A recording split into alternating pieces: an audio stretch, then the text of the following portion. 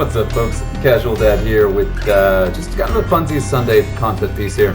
So all this past week has been Steam's FPS Fest, their first-person shooter fest, and I found a PC Gamer article that just popped up that suggested, I believe, 7, maybe 8 individual titles to kind of try it out and see what's what. So I decided I was going to go ahead and do a little bit of FPS Roulette, and we're just going to do the demos and play these games and see what happens. So first up is Soulslinger Envoy of Death. Let's jump right in.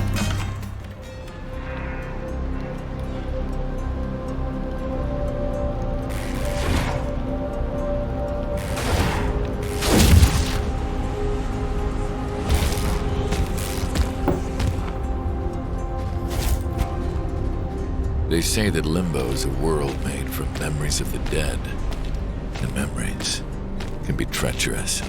Sometimes I only see glimpses of mine. And sometimes I remember too much.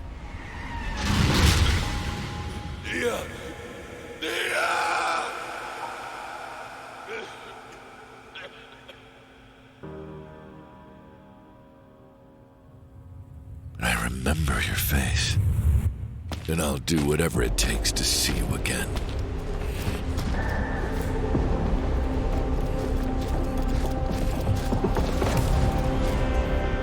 We just have to wait a little longer until this job is done.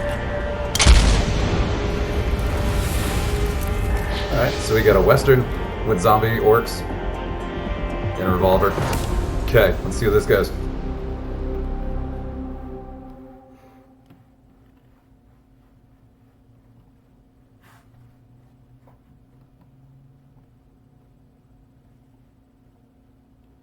Loading, loading, loading, keep them games loading.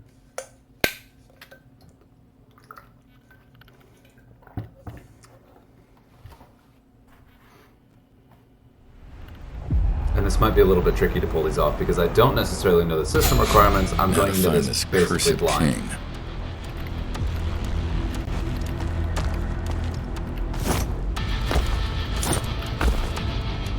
Not bad. It controls are really smooth in this. It looks to be a pretty complicated terrain. It doesn't feel at all as sharp as it looks, even on my potato computer. Pretty good jump. Let's see. I'm supposed to get past that. Whoa! Okay. So shift, usually the run key, makes sort of a weird teleport. Whoa, handy. I see the boot in the bottom there recharging. Alright, alright. It is funny, the graphics feel weirdly like mist. There's something going on. Oh, yeah, there it is. Wait. I didn't think I was going to make that. There's something funny about the graphics, like they look a lot better than they feel. It's hard to explain that. Like the movement is so fast and so smooth. There's something there that feels kind of strange, but it looks terrific. More of those old West buildings. Looks like even this part of Limbo's changed. Just like I was. Storytelling through gameplay. Oh, hello. Okay, we got the scoping. Let's see. Definitely not going to waste my... How many bullets I got? I don't actually see an ammo counter. Unless it's that. Nope. Ah, there it is. Oh. What's this? Valerie will know. Alright, we got Freaky Space Magic, so I'm assuming we have unlimited bullets. Got my 6 in the bottom there that shows how many I have at this exact moment.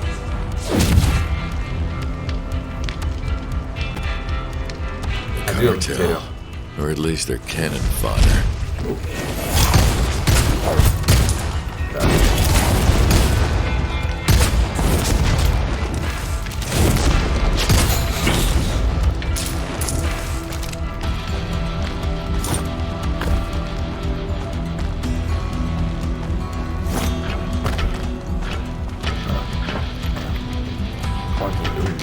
Slow, funny looking melee, okay.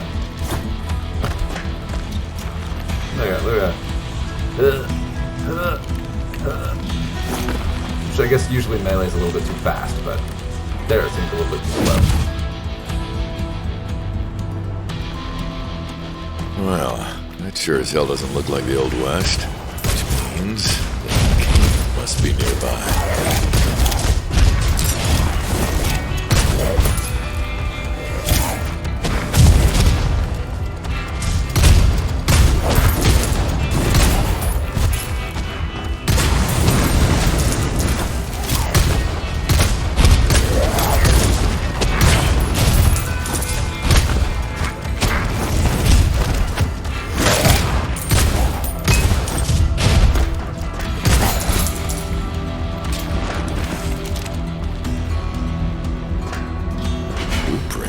This place?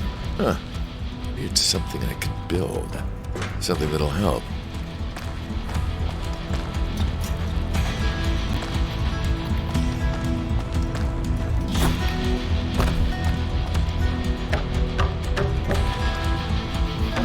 That doesn't look good at all. Hang on. Yeah. Good job signaling exactly what should look dangerous. Got some potato computer slowdowns. Got this instinct to always look for secrets. Could have gone that way, a little safer.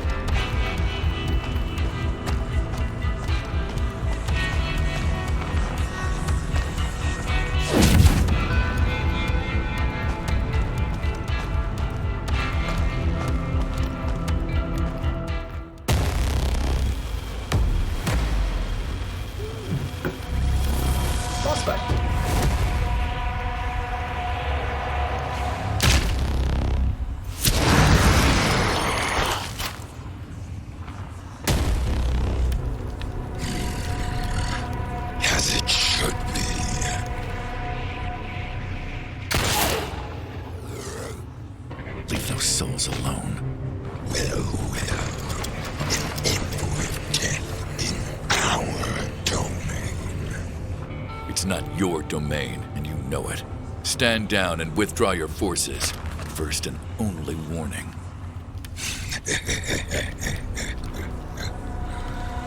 You take the souls back to your master.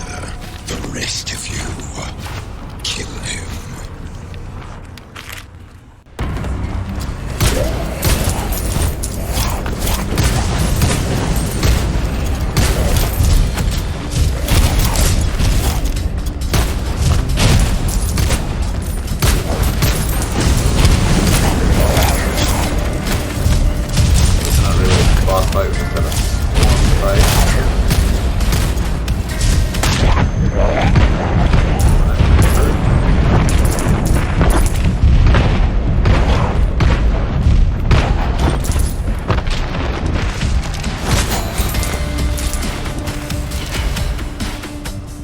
Get upgrades to soul essences. Guess I have to pick that. Okay.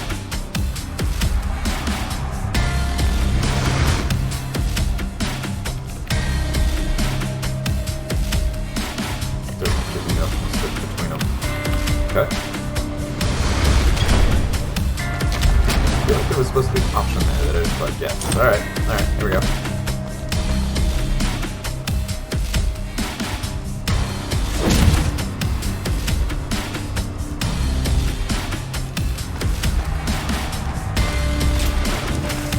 Explosive rounds. I'm also still pretty much dead.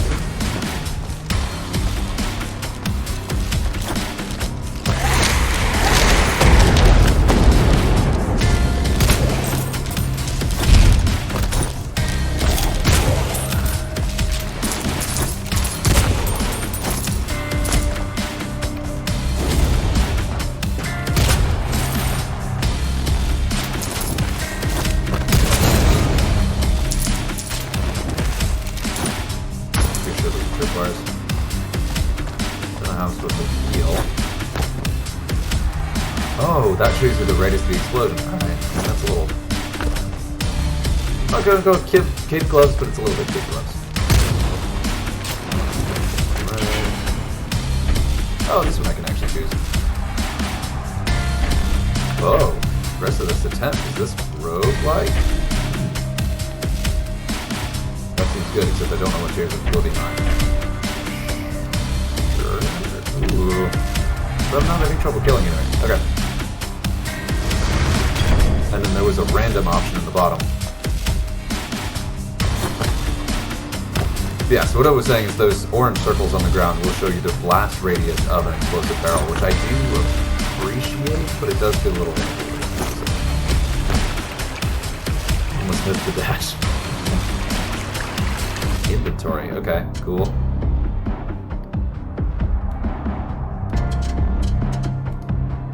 Oh, so that's just passives. Okay, and I can look at this. Alright. So it's not really inventory, it's kind of a skill screen, but maybe I'll have inventory later.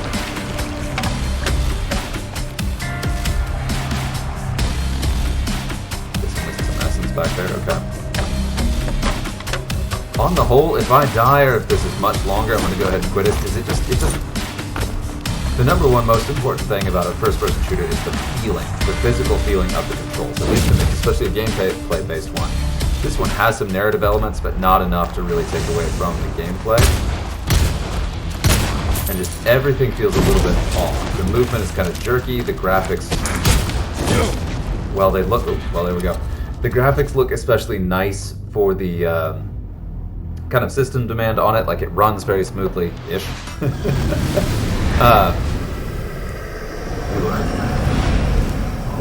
That's cool. The aesthetic is cool, I like the premise, there's some interesting stuff going on. The enemy variety wasn't very impressive. I mean, it was only the first couple of encounters, but...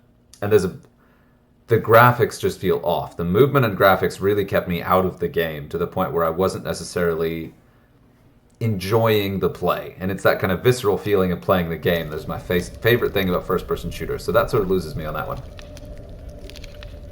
Also, the hitboxes were very strange, so you had the scope aim, and you had just the shots, but honestly, I was just kind of landing hits without any effort to aim, and when I did try to aim, I either missed or it just got a bit worse, or it was too slow. So back again.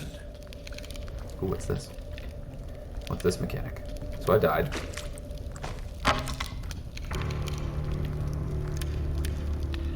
Now that's interesting. Death? Soulslinger. The souls. Ah, right.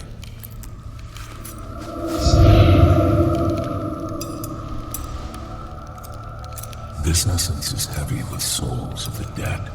The cartel grows bolder. Yeah? Greedier too. Some of these souls are prepared to cross over. I must bring them to the gate before restoring the others. Follow.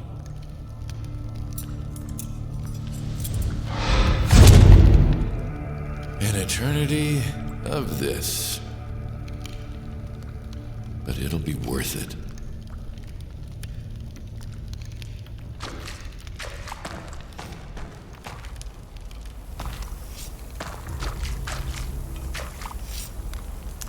Lady Valerie.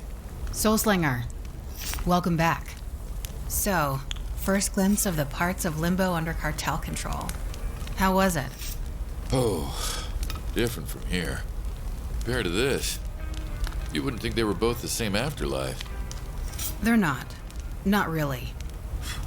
Haven is quite unique thanks to death. As for Limbo, you'll get used to it. It's always getting twisted by the will of the souls within.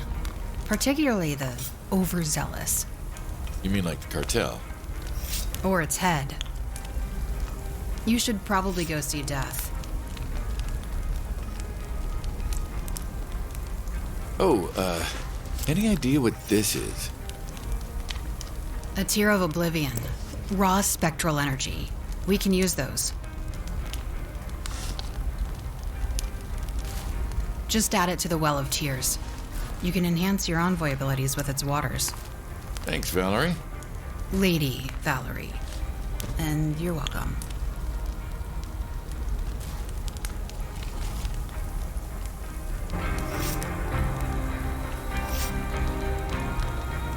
I do love the redwood trees, that's a nice touch. I think those are redwoods. it is very pretty. Bad. So it does feel like a roguelike, where dying returns you to your workshop and you can do stuff and do runs. You can craft items, there's the well that powers up your abilities. But it's still, the graphics, the gameplay, the controls, the hitboxes, it's not, I would not enjoy playing it as a first-person shooter. I might try it for the story, I might try it for kind of the roleplay elements, but if it's a roguelike especially, you're going to play the game a lot, and the number one, first, most important priority is going to be your gameplay. What are you doing? Souls must be whole to cross over to the other side. If these are undamaged, they may pass through the gates when they are ready, or stay here until then.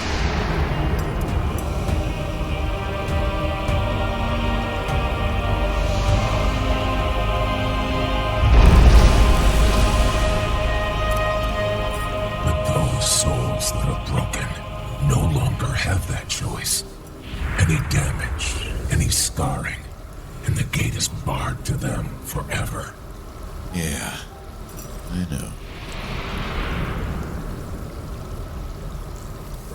The sooner this cartel is dealt with, the fewer souls they will endanger with their harvest.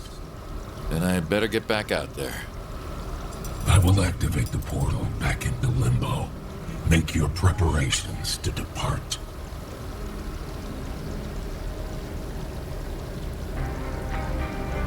Alright, there we go. We're going to go ahead and call it there, and yeah, until next time. Soulslinger, cool concept. Execution.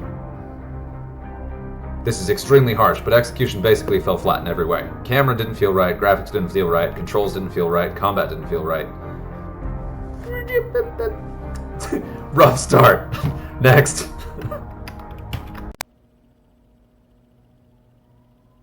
Round 2, here we are. This is, I believe, Ultrakill. I already forgot because I opened it up after a bunch of a list, so we'll see. Promising. It's already a little quirky. Maybe.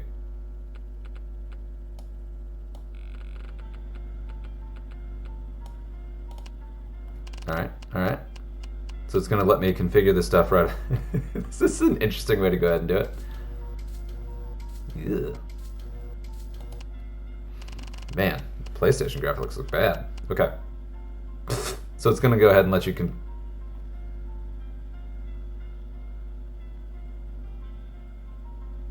Okay, we're going to go ahead and start with the easy. I've learned my lesson and start with the easy on most of these.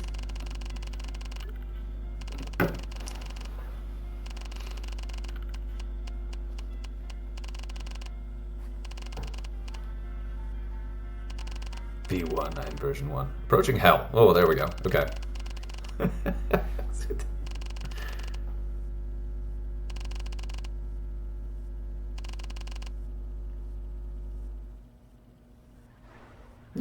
Alright, Ultrakill, starting with a really kind of peppy pep talk. Ooh, that's smooth. That's nice. Okay, see how this goes. Ooh, it's ugly. Ooh, that's... It is funny that I commented on the slow punch the last one. That is not a slow punch.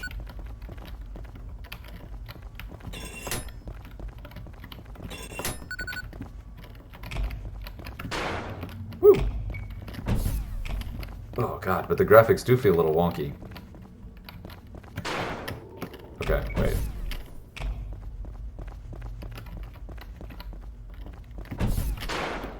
Ah, alright, there we go.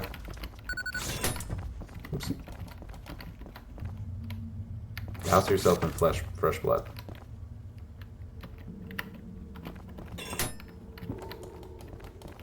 Now I forget what melee was. I was just doing... Ah, there it is. Fresh blood. Oh, look. Health. Okay. Okay.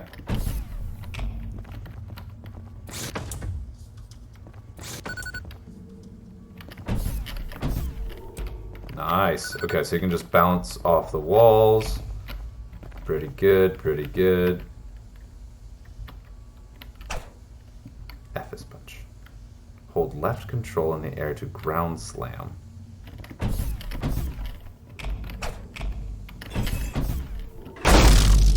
Alright.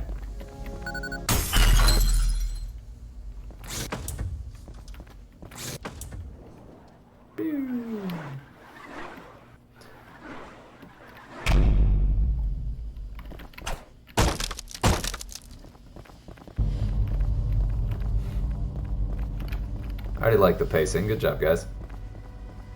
The graphics are a little hard to take. This is extremely pixelated, but I think that was part of the charm. Runs like a dream. We shouldn't see any stuttering or hiccups. Oh god, that is a very scary room.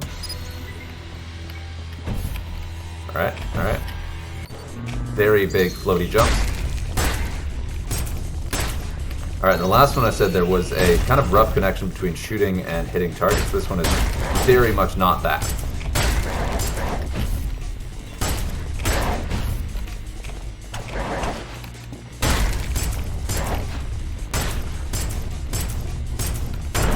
I will say the aim is challenging for the right reasons. Checkpoint.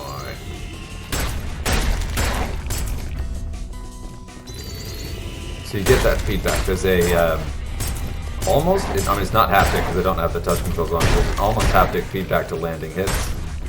You have that extreme, like the connection point, right, between actually firing and then actually hitting the target feels correct. Piercing shot. The graphics are improving with some of this glass stuff. Some of the other areas look much sharper. Ooh.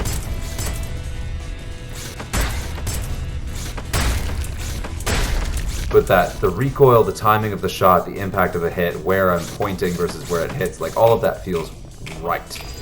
Very, very good compared to the Soulslinger. However, the story, obviously, basically does not exist. I do. The ridiculousness of healing based on dousing yourself in fresh blood. Okay. This is a game that absolutely knows what it is and just fully embraces that, which I appreciate that. Ooh, that one took quite a bit more damage. Ow! It does look like headshots do a little bit more damage too. But also the enemies get dramatically more dangerous, and the base guys are already pretty dangerous.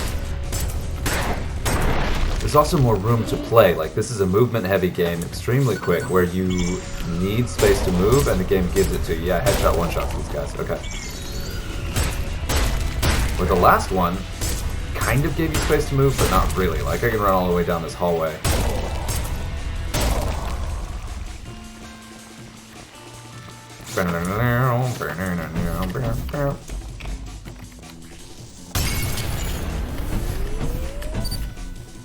Feels. The graphics are a bit of a downgrade, maybe. That could just be my nostalgia, but it feels like a graphical downgrade from Quake.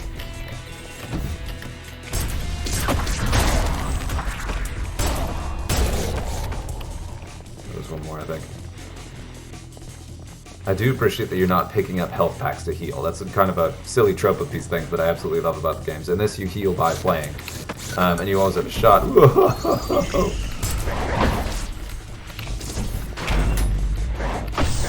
Ah! No, there's death. And you restart at the checkpoint, so you don't just restart, so that's good. I was busy reading the tooltip. One should not be doing in the middle of a fight. That feels out of the... like an unattended to be able to do something snipey and cheeky like that. Probably not supposed to be able to do that in that area.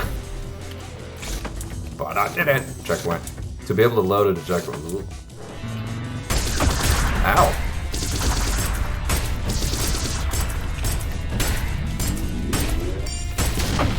Ooh! It actually isn't hurting as much as it... Whoa, yes it is. Woo-hoo-hoo! Yeah, and you can probably see I'm a lot more focused on this one. It's because the gameplay being that core of it, this is very much a different ball game than the last one. Whew, that was stressful. Feel it. Feel the blood pumping, feel the adrenaline. Into the fire. 4 minutes. Love it. Faster game for sure. Ooh, and a restart. Alright. But I did get a B, get 5 kills with a single glass panel. Interesting. Didn't find any of the secrets either, which is... Oops. Now, I'm going to go a little bit... Ooh, hang on. How do I get to the shop?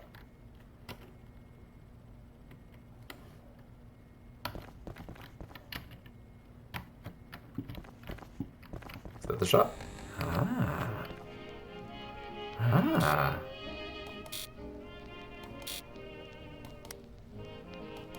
So I can do weapon upgrades. Throw a coin. What? Okay. Okay. Okay. And we're not gonna play this one too much longer either. I think I get the idea, but there's plenty more to see, of course. But it's really, this one's all about the visceral satisfaction. It's my jam. Up. It's also very unforgiving.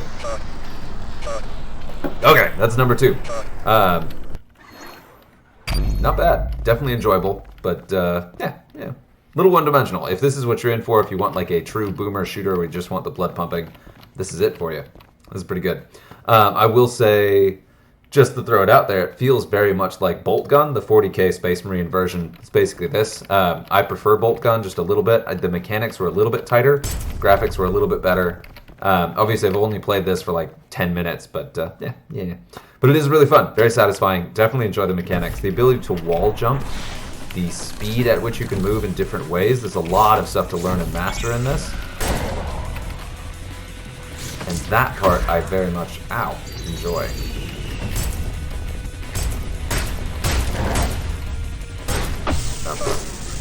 But very unforgiving. But yeah. There we go. Alright, next. Okay, next up. Ooh, Unreal, okay. Next up is Void Train. Appears to be one of the more interesting concepts for this one. We'll see how it goes. I really appreciate it. It opened with a message about this being early access, which of course should go without saying. But yeah, it was nice. It was very developer focused. Also, all of these games, or most of the, especially the little ones, have very prominent spots where you can access them by social media, including Discord, where you can actually report bugs live. I really appreciate that about this whole crop. And that's not going to be true for all of them, but yeah, big shout out to Void Train for that one being in the opening. In Ultrakill, that second one, it was what happened at the end screen. So it was after I ended the recording, it actually popped up. New game. Sometimes the spirit of adventure beckons so much it's pointless to resist it. Some people find enough courage to get on a train and head off into outer space. No. Also no. Wrong again. These are all wrong stories. Ah, there it is, the forest. This train was passing through impenetrable, dense forests. However, that was not an aimless journey, but a long way up here, right into the heart of the endless snowy nowhere. A perfect place for those who prefer tranquility, silence, and minus 45 degrees outside the window. Meet the man who made off into this palace of silence, the engineer. He'll be here on watch duty for many long and cold months, until the next lucky guy strides in to replace him. If one comes through at all, of course. But there's no need to feel sorry for him. Although the terrain is wild, there's plenty to see and do around here, especially if you're curious enough. Fortunately for my story, engineers are almost always inquisitive and attentive. These people notice things that elude the average person.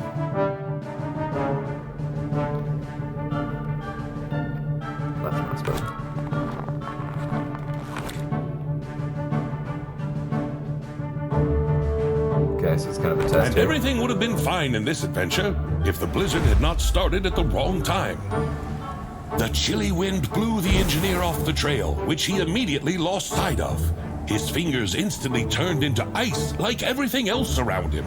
The last hope of salvation, a map of the terrain, treacherously slipped out of his hands.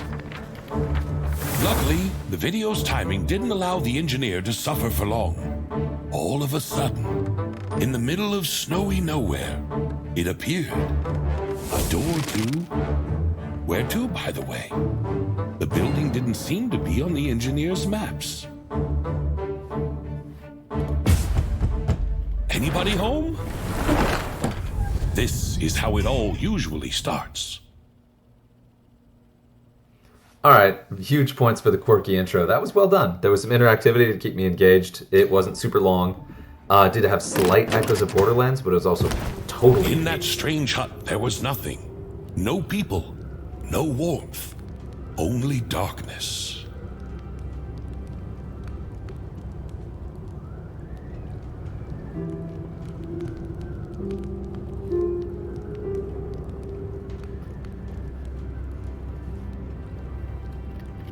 That is the first one that actually got me to notice the sound. Ooh, slow movement. Okay, boy, that is a change after the last two.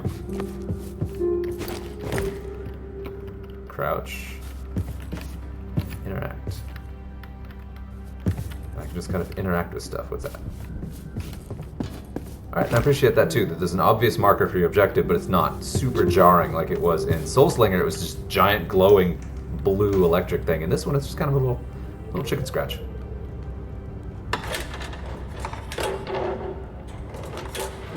Cool gloves.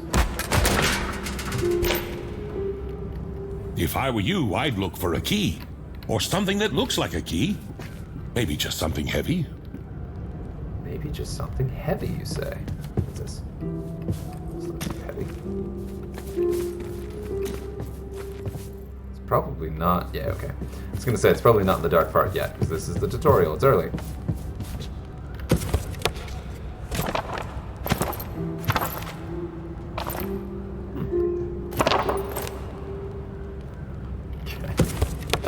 Well, I don't think that's going to help. Okay. They had a lot of... The controls are super smooth. It's very, very pretty. That Unreal Engine really going with this is...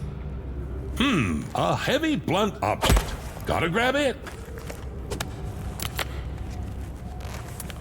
Got a little hammer holster. Look at that. Get a little screwdriver in there too. Come on, that would have worked.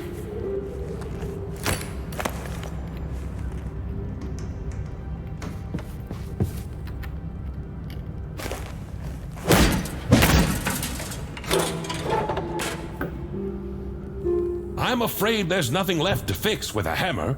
Any other ideas?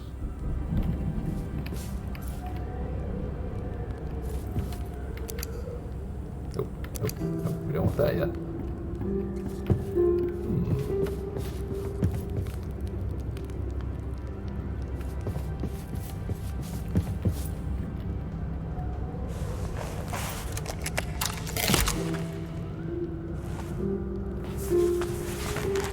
Yeah, good.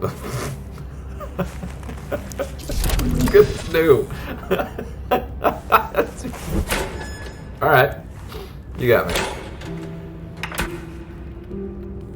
Oh, and so my glorious hero, having passed all the hardships of his watch, finally obtains a light in order to... to notice something strange on the table?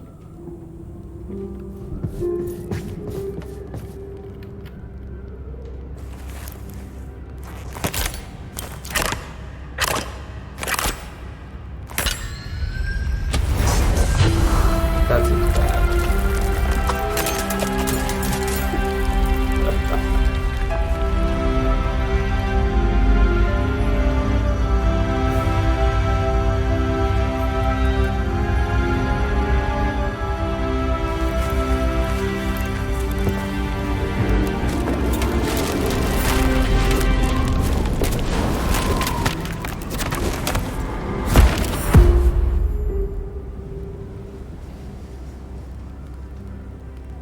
Okay, for this one, I'm immediately intrigued. I'm enjoying the storytelling, the narrator's character's fun, and the narrator and You all right? the PC being kind of... You're finally awake. A typical day on watch, huh?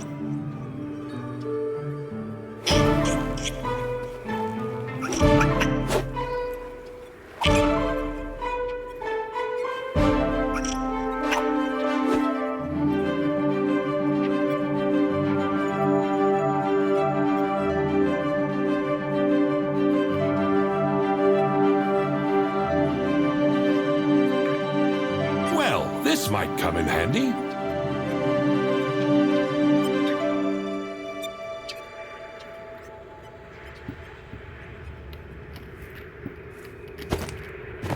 Wait a second.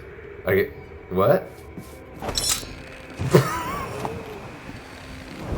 Alright. I get a rope. That was smart. That was smart. What's that? You just swim in the void? Wow. Okay, I can't go that far. Okay, so I can only go as a limited distance from the train.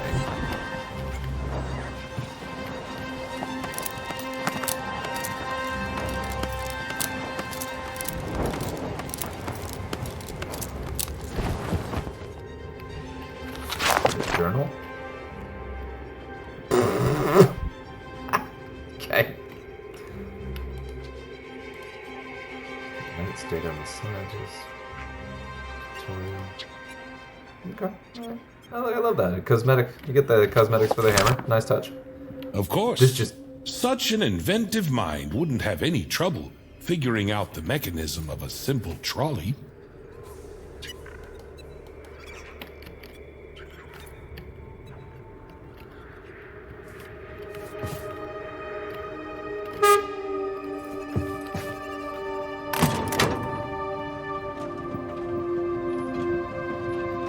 Well, pretty much. Try pulling the other lever.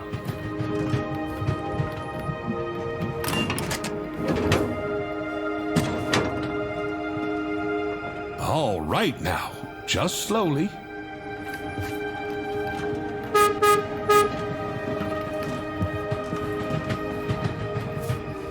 Do we speed up? Do we do it? I guess we have to.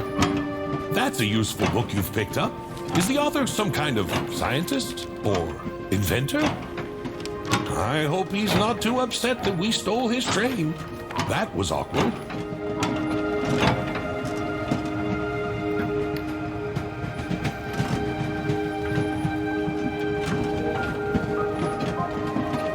And again, the music is by far the first one to actually catch my attention. It's just wonderful. This is not at all what I was expecting from FPS Fest.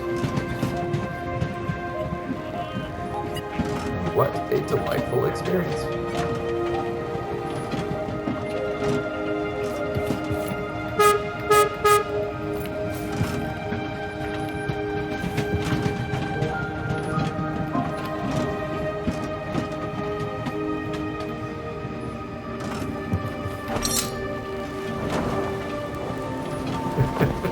See what happens when the sucker starts pulling me along when I get to the end of it. Okay, so it does block itself behind me. Just pulls me along. Alright.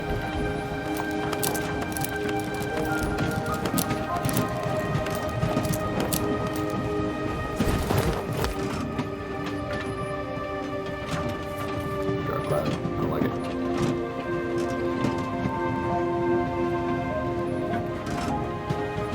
There are a bunch of shiny things out there. I wonder if I'm supposed to be stopping and collecting them.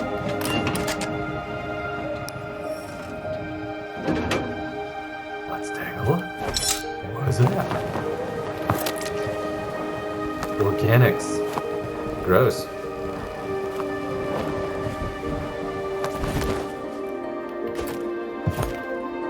Okay, it does kind of lock into the trolley when you get close to it, which I appreciate.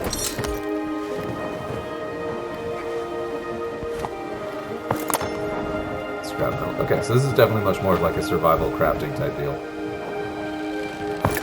Which is cool, especially with this setting and this narrator and the remarkable amount of character they put in. Nope, nope, didn't like that.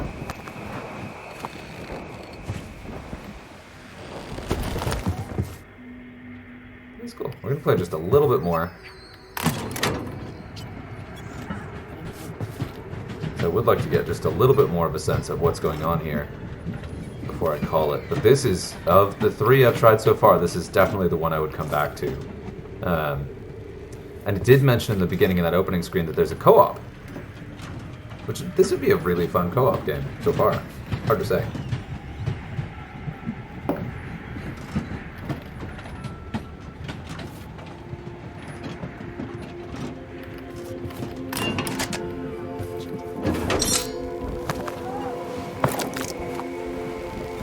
But it does seem like there's going to be a lot of very slow cruising around and picking stuff up.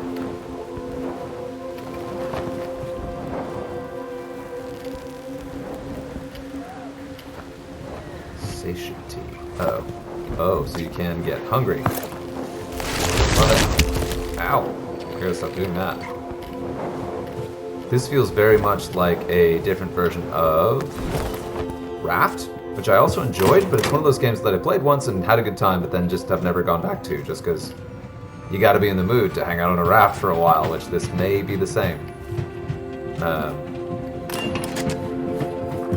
again, the music, the setting, it's just pretty, and there's not a shark constantly trying to eat me yet, which was actually one of the biggest stressors of Raft, and why I didn't go back to it, is it really took away from the I'm exploring on a raft type deal.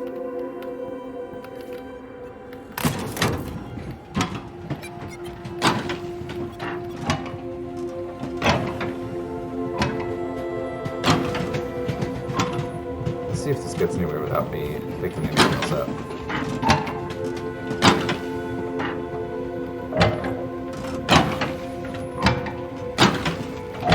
I appreciate the mechanics, I love the setting, it's just as quirky and weird as I would hope, and really just beautifully done so far.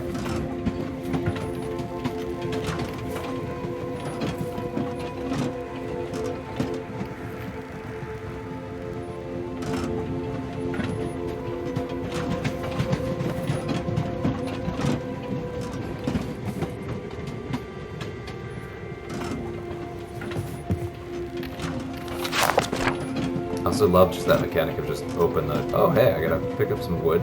Okay.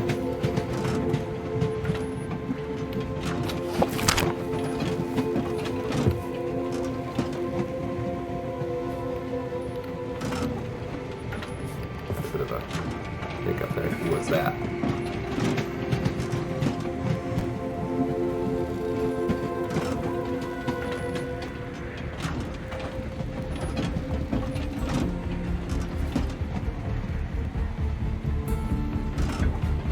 Music is changing.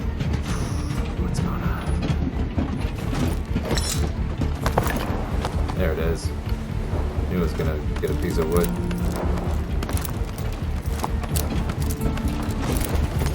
Nice.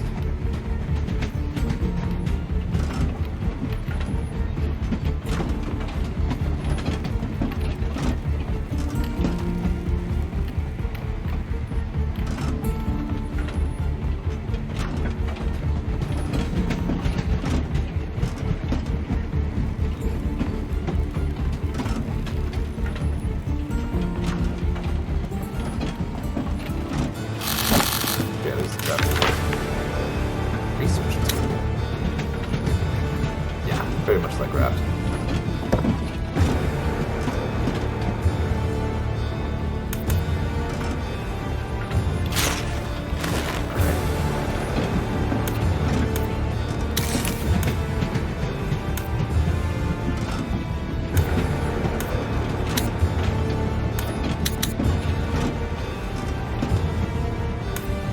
Don't have the resources to do that. Okay, so missed that. My bad. Is that a rug? Oh, okay.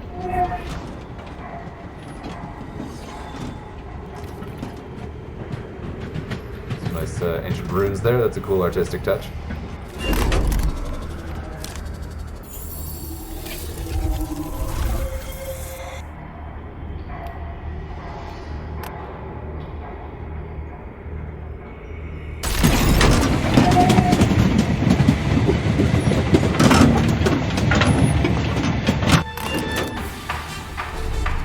Of course, I didn't expect to be greeted with balloons and fanfare, but where is everybody? Okay, that's cool. So completely different setting here. Still out in the void, so I should have checked that before just jumping off, but still in the void. I can't reach all the way over there because... train. Alright. Okay, so this is not in the void, so I'm not tethered anymore. Alright. It's a very pretty game. I'd tell you what to do about it, but I have no idea.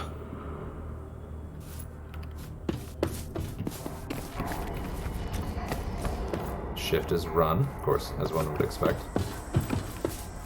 It changes the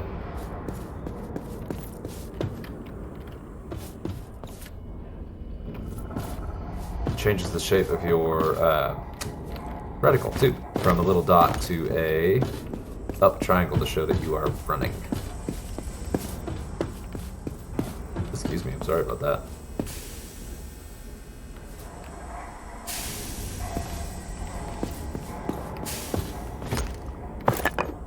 It's a log, it's a log, da da da da, that's wood.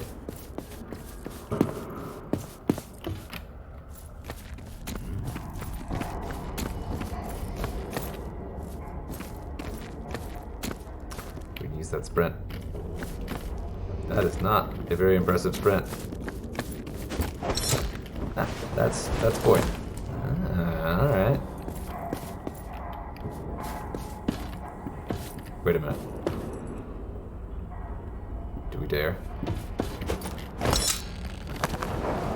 Okay.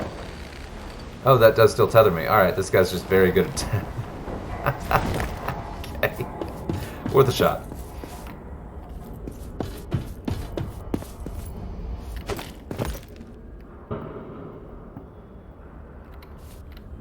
Freaky shadow.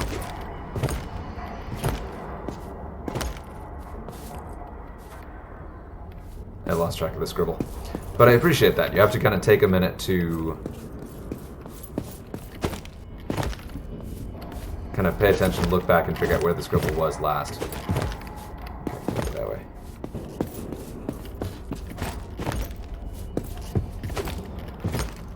It's a good jumper, but not that great.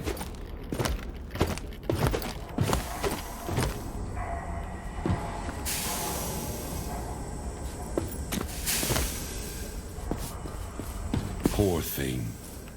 Well, the goddesses of time and fate can't weave a long life path for everyone.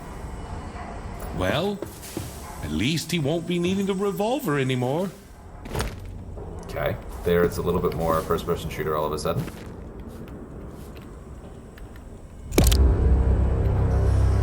There's that music again. They did a great job with the sound design. Targeting, reload, equip. Who do you think this skeleton was? So many diagrams on the table. He's probably some kind of designer. Well, used to be.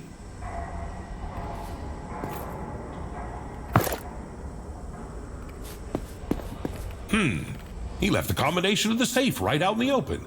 That was a great idea. But don't ever do the same thing, okay? Thank you, narrator, for the life lesson on that one. Safe. I got an idea. We're gonna need those parts soon.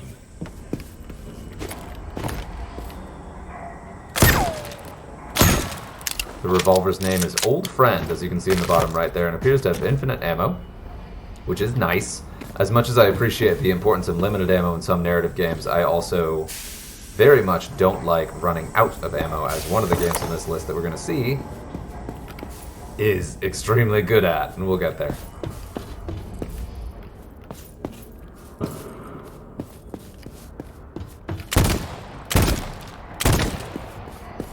Tremendously satisfying aim, that response again, where the response between clicking to shoot and then it feels like a very appropriate delay, and the impact is... Now about my brilliant idea and the details. The console on the platform looks suspiciously similar to the device in the blueprints. It was mentioned there in the train upgrade paragraph. I'm also starting to suspect my narrator is up to something. But...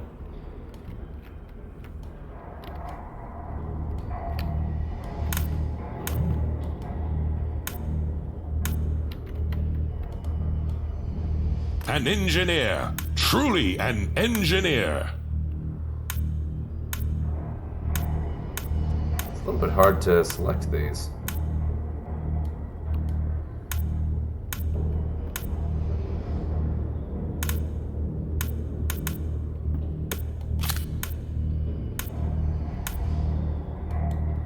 Oh, next car. So we do have the opportunity to add multiple cars to the train.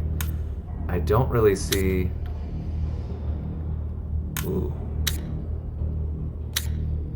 So I added the additional car there, but I don't have the wooden... Okay, alright. Interesting. So we'll find those throughout the map and then be able to add more stuff. So like now the train is twice as big. Great.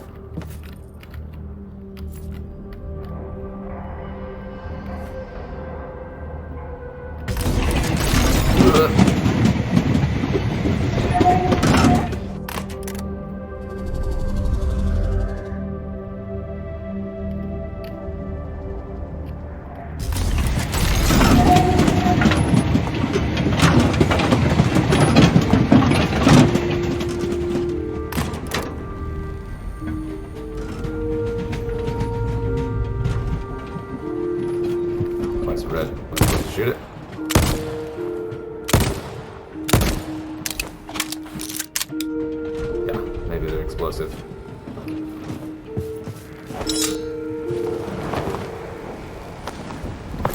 And you can see, I already talked about how great the design is for this game. I'm already into it, even though I said I wasn't going to play much longer. I'm going to leave any time now. I'm still playing. Got me.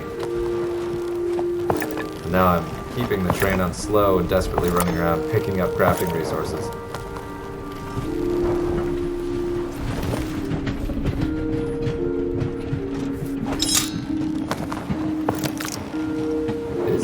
Satisfying just being able to float around here and grab stuff out of the air. The leech is not clever or intelligent. You can hardly call it dangerous either. Ooh, that's a big one. Hardly call it dangerous, he says.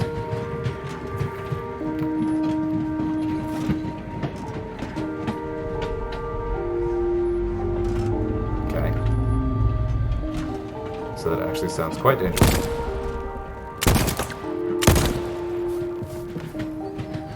And now we have our shark. Okay. Hello, raft. Took a minute to get there. But I did get a revolver with infinite ammo, and that makes a big difference. But alright, that's enough for now. Cool game. I enjoyed it.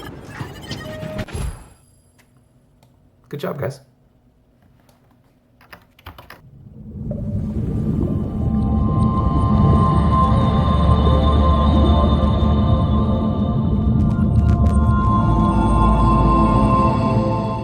A lot of these games are Night Dive. Night Dives is some really excellent remasters and should have come up a lot. And the Unreal Engine. Oh, thing of beauty. Okay.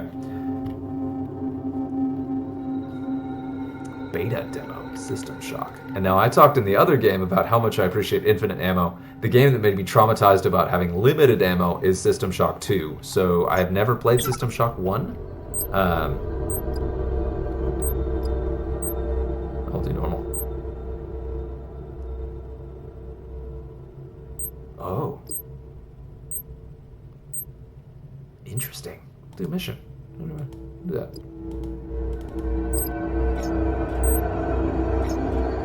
Okay, that's obnoxious that if you scroll down, you'll automatically just click puzzle, so you'd go there, and then do that.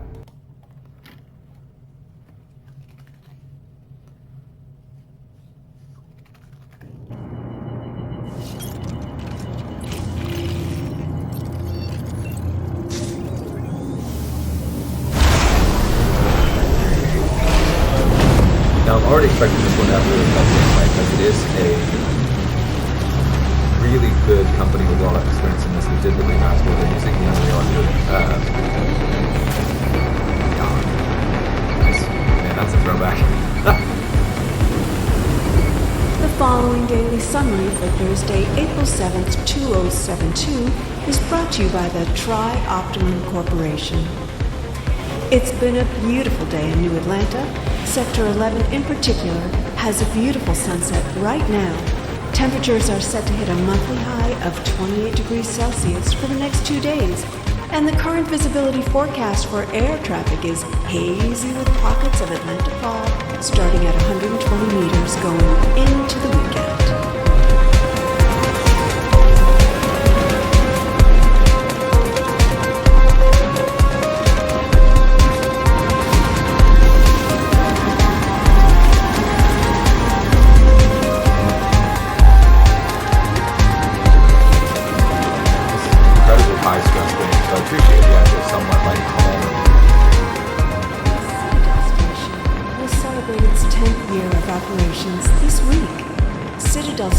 Completed construction in 2062 and has been Tri-Optimum's flagship space station specializing in robotic, genetic, and pharmacological research.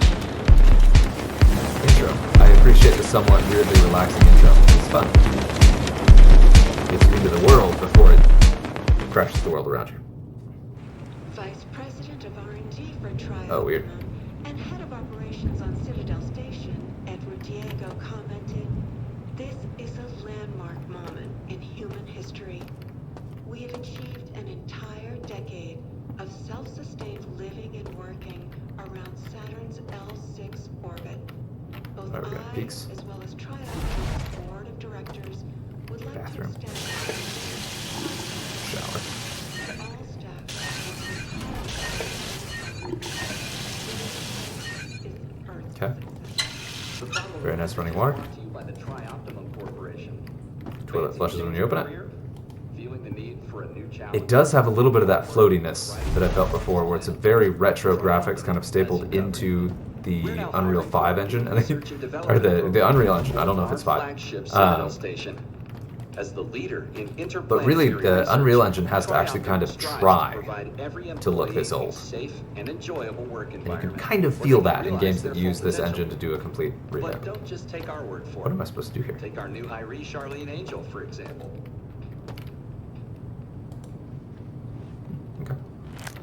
Nice. Citadel Station means a lot more to me than any other place. Even there, the arms and hands look better than the actual area around the room. As a corporation, Tri-Optimum has So I am a hacker. So I have actually hacked into a person, and that is who I am trying to be right now. Okay? That wasn't actually said explicitly, but yeah, that makes sense. Part of a family.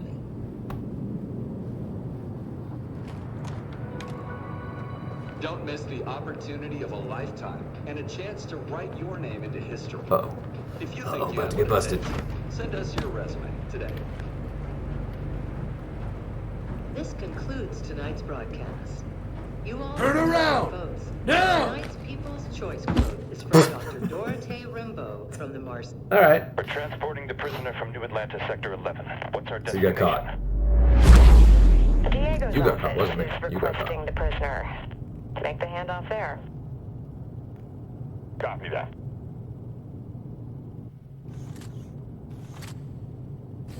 Remember, gentlemen, what I say stays here. I'm currently attending to other affairs on the station, but I have a job for you. If you do it, you'll be rewarded. Refuse, and you won't be leaving the station in a shuttle. I see the silent type. Remove the hood. I'll make you a deal. You cooperate and I'll give you the implant you tried to steal. Surgery and all. Consider it a gift.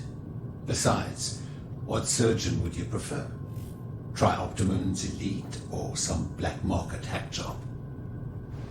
Fantastic. This is Shodan, the station's AI. She controls just about every system on Citadel Station. I need you to remove the ethical restraints. They've been a bit of an issue of late.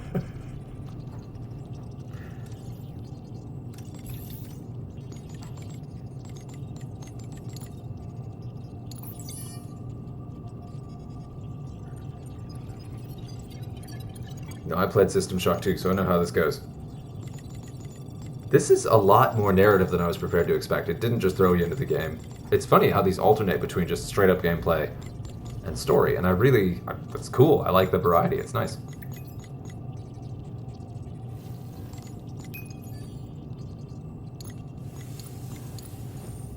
I may have other work for you once this is over. See you.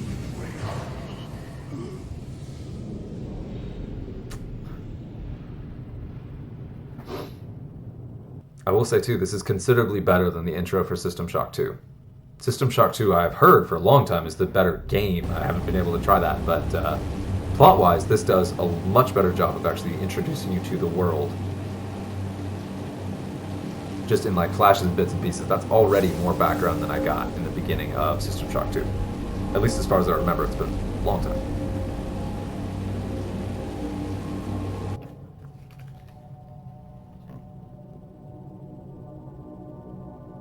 But you can also see how much this was inspired by and inspired so many things in the future. Like, so many games call on the System Shock series for inspiration. So it's cool to see the original source. And it really does look great in the Unreal Engine. I've seen trailers and videos. I wasn't totally prepared for how sharp it was actually going to be in-game. It's my neural interface cool.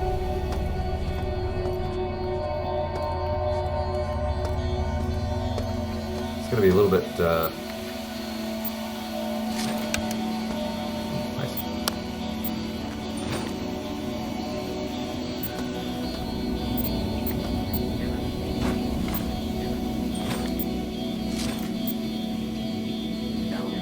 Nemesis? Okay. This is a heavy crafting and hacking game. So you do want to look for stuff. Excellent keys. Love stuff. Love stuff.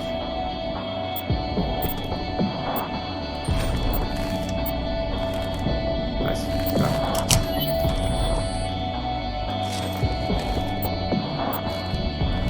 And the tooltips, you're required to read those, so it doesn't let you skip those, which I appreciate, because you do need to know this stuff in the beginning. There's a question mark on it. Okay. I do appreciate the tooltips too, because they've made it so much flashier, but it's a lot easier to miss to pick up items. So that is, it may be a little bit intrusive, but still it's much appreciated.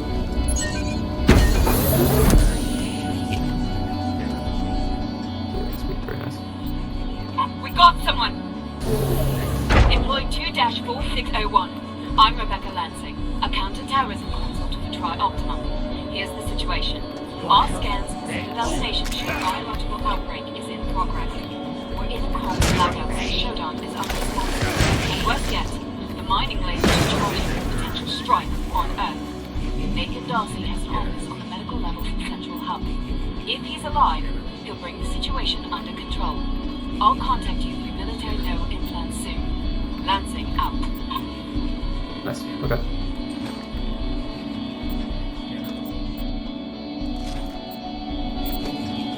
Tech specs. Little healing thing. Okay, cool. I was not expecting that robot to attack me. That was a bit of a shock.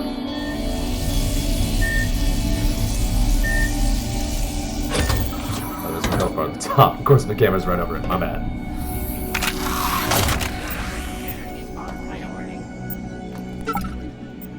I definitely hear talking. Serverbot doesn't have anything on it. Ah. Is hostile. That jerkiness I mentioned with the camera is especially tough in combat because your whole frame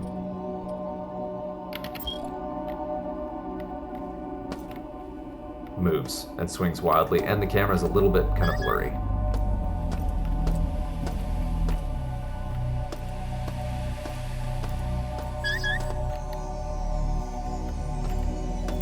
Ooh.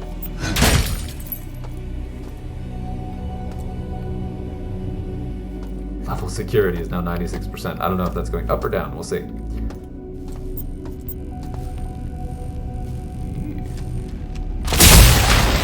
Energy. Used for some of your abilities, and also I believe hacking. We'll see here. Alright, alright. This is a cool game. It was a lot of the inspiration for Deus Ex as well, which is, I would say, probably still my favorite game series of all time. Especially the first one.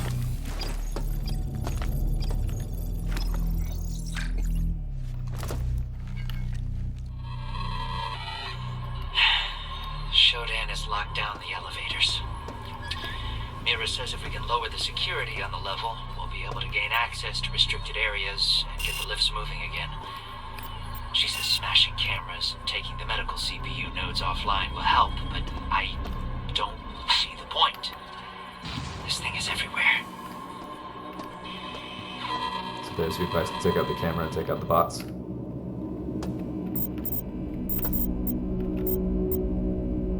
Required code should be nearby.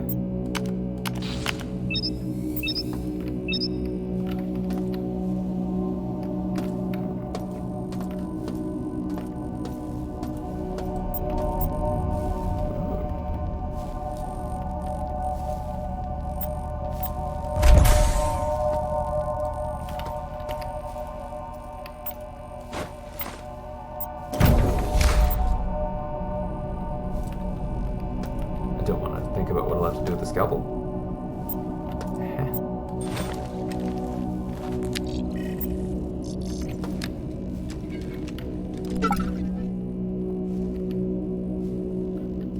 451. Nice. Okay.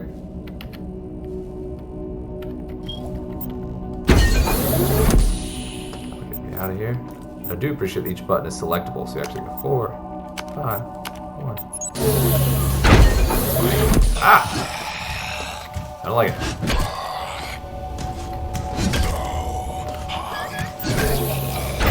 Okay. major flaw there. So I talk about the impactfulness. There was no like haptic or visual or audio cue when the pipe actually landed. It was just sort of an empty space. So I wasn't sure if I was actually hitting at all until I double checked, and that's a miss. That's a major factor of gameplay that I will definitely miss throughout this. The adrenaline's definitely pumping now. Camera. Welcome back to Citadel Station. We hope your somnolent healing stage went well. Today is the 6th day of November, year 2072. You are currently in the healing suites, located on the 1st level. Level 2 contains the research laboratories. 3 houses the Department of Maintenance, and the storage cells are on level 4. The flight deck is on level 5. Level 6 holds crew facilities and executive suites. And level 7 is systems engineering. Level 8 houses the Department of Security. The bridge is located on level 9, and energy systems on level R. All levels can be accessed by the elevator in Alpha Quadrant. We hope you have a pleasant stay on Citadel Station.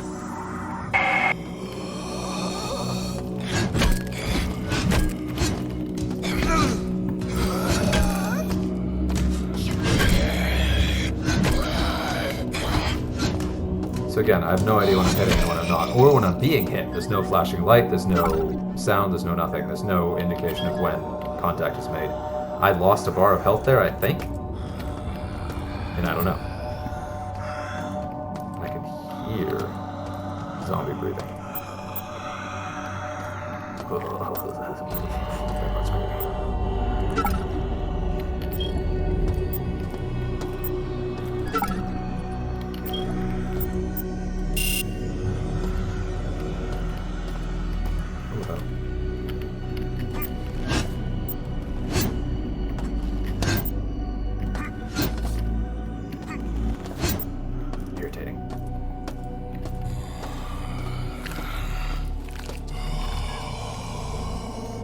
Very gross noises.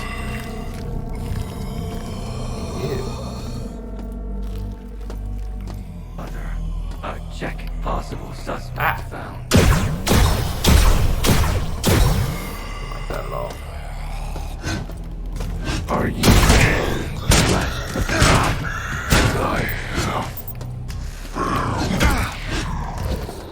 okay, there, I felt it.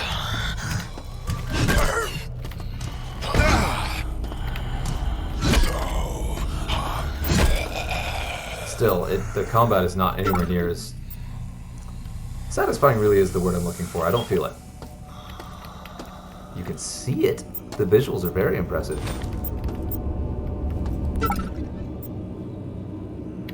Great, I got a damaged gun that I can't even use. Alright. Probably broke it with the pipe.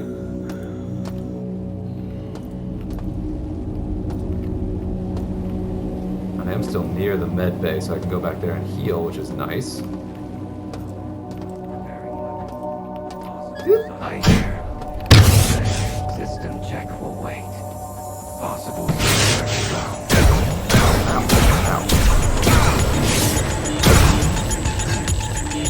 take distance.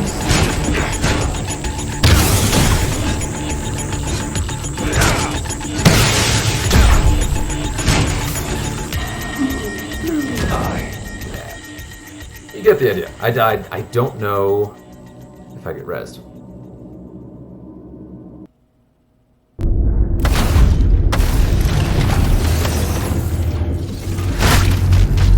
Nope. This is some horrible. You died.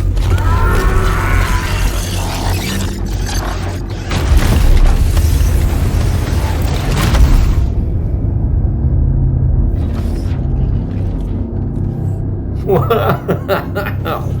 Also, spoilers, you don't know Shodan is the villain until right then, so. Okay, well, there was that one. I will probably not play it again, but cool to experience it. The biggest thing for me was the story was cool, but it's going to be a very time-intensive game with a lot of, like, very adrenaline high creeping around corners. And the combat was not at all satisfying, which it is not the single most important part of the game, and it is unfortunate it was that disappointing. It's not the most important part of the game, but it matters a lot, and it didn't work for me. So anyway, good job, very cool, great looking game, deeply disturbing, and probably worth playing at least once just to kind of experience the history of the genre, but eh. Next. We got another Night Dive, and they're going to come up a lot. Another Apogee, too. This was one on the list that was actually the one that encouraged me to do this list and actually do this whole series, because this is Rise of the Triad, which is one of my favorite first-person shooter games from way, way back in the day. We're talking like barely newer than Doom. This was a quick Doom clone. It probably came out much later, but it feels like it was the same era, like basically the same time. There was a time there where graphically games were very quick to make, and so games were just cranked up. This is a very weird one that has some kind of story. I don't know that it matters.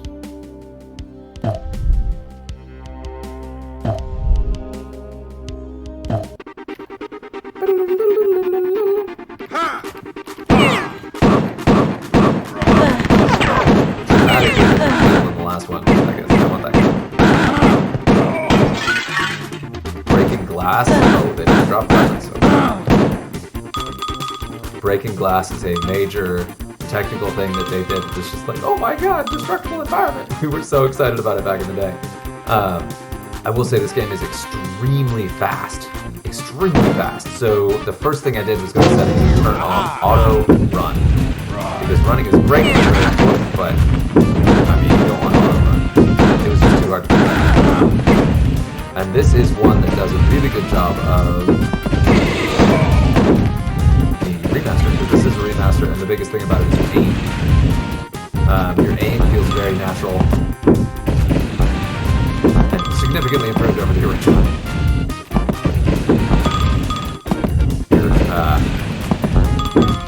Control in the air is hilariously accurate. You can just stop and start anytime you want. Of course, the typical trap fest.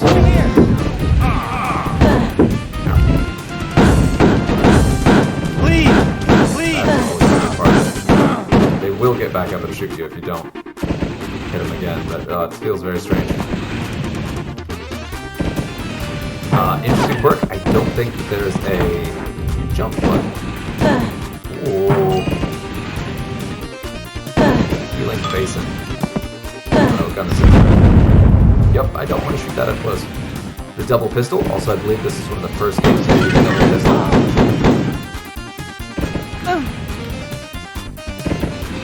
Really get a different feel to the game from that.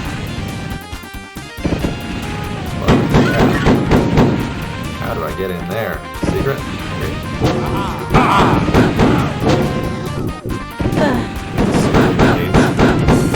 Never was there what the plot is, it doesn't really matter against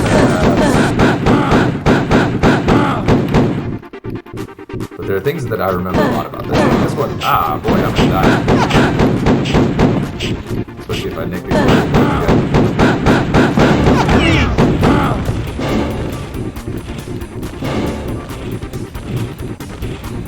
It's a health potion, but if you do it too far, go straight into the lava. Oh man.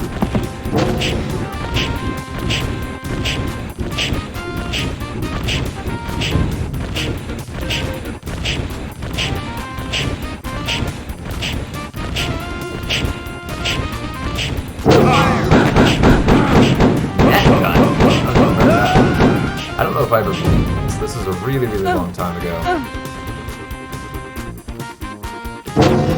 I think what I had wasn't even the complete game. I want to say it was. Porridge.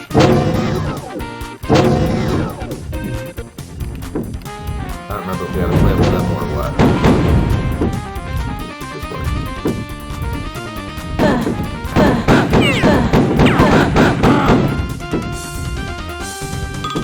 One of the things I remember most from this, I don't know if I'm going to find it in this level, I do find it in the first level, is the weapon, the Drunken Missiles, which is a bazooka that just fires like a crazy spread of rockets. Something that I remember like the wildest thing ever when I first encountered it. This doesn't do a great job with the haptic response like you're talking about. The controls are, oh man, you can break the bonus score things. The movement controls are excellent. Oh, is that? I think it is.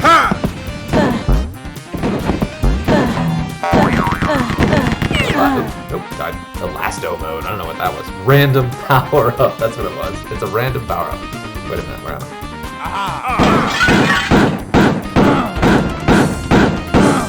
Boy, this is having just the one pistol. I think that's two.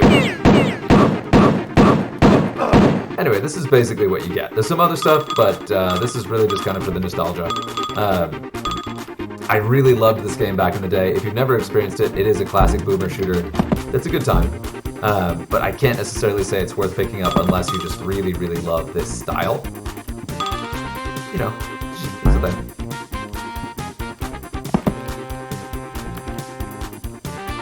Let's see if it's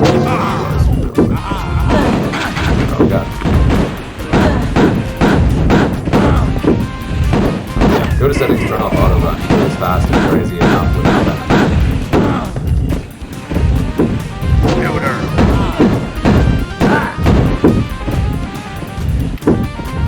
Did a lot of things that weren't hadn't been done at the time. Still is pretty weird.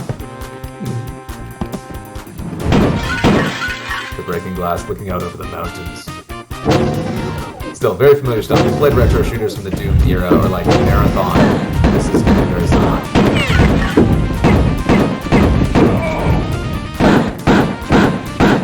More like truly retro boomer shooters. The controls are great. The weapons are great. It really does a good job.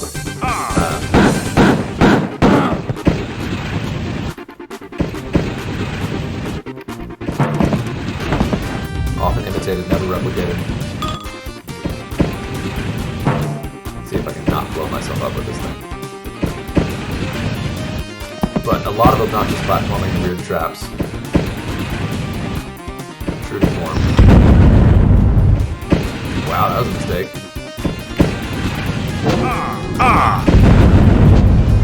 Here's the blow backwards in a straight line.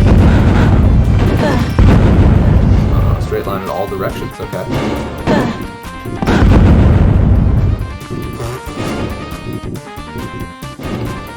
If you like totally ridiculous weapons, certainly not vote for that. Really want to go in there, that's where I died last time. Classic Wizordum. Oh, hell. Oh, the hell. Oh, yeah. Oh, yeah. Pushing on random walls as all of our old school games taught us. Oh boy.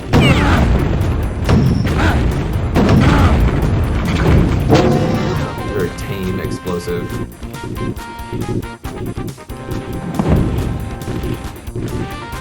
Doesn't have this one.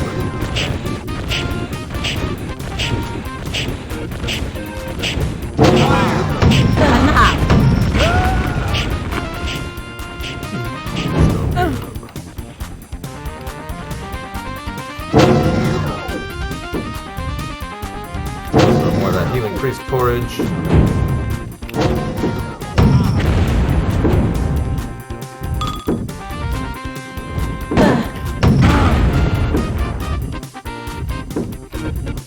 Not super great on the enemy variety.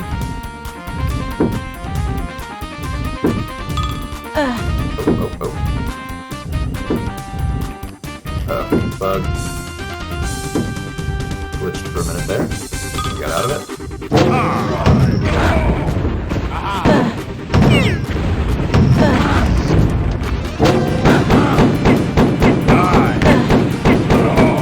I don't remember if there are saves or if it's just waypoints, but I think you can save.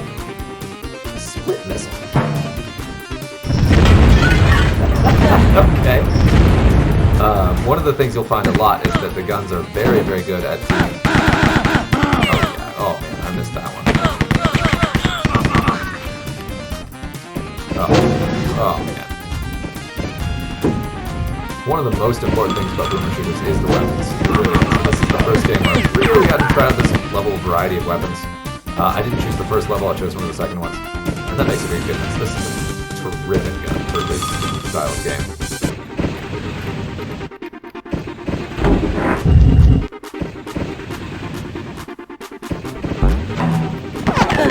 Ow, ow, ow. random power-up was bad. Shrooms mode, that's right. Okay, I'm glad I get to see that. However, basically, we got Shrooms mode there. So that's that one, we'll keep that one short. Next.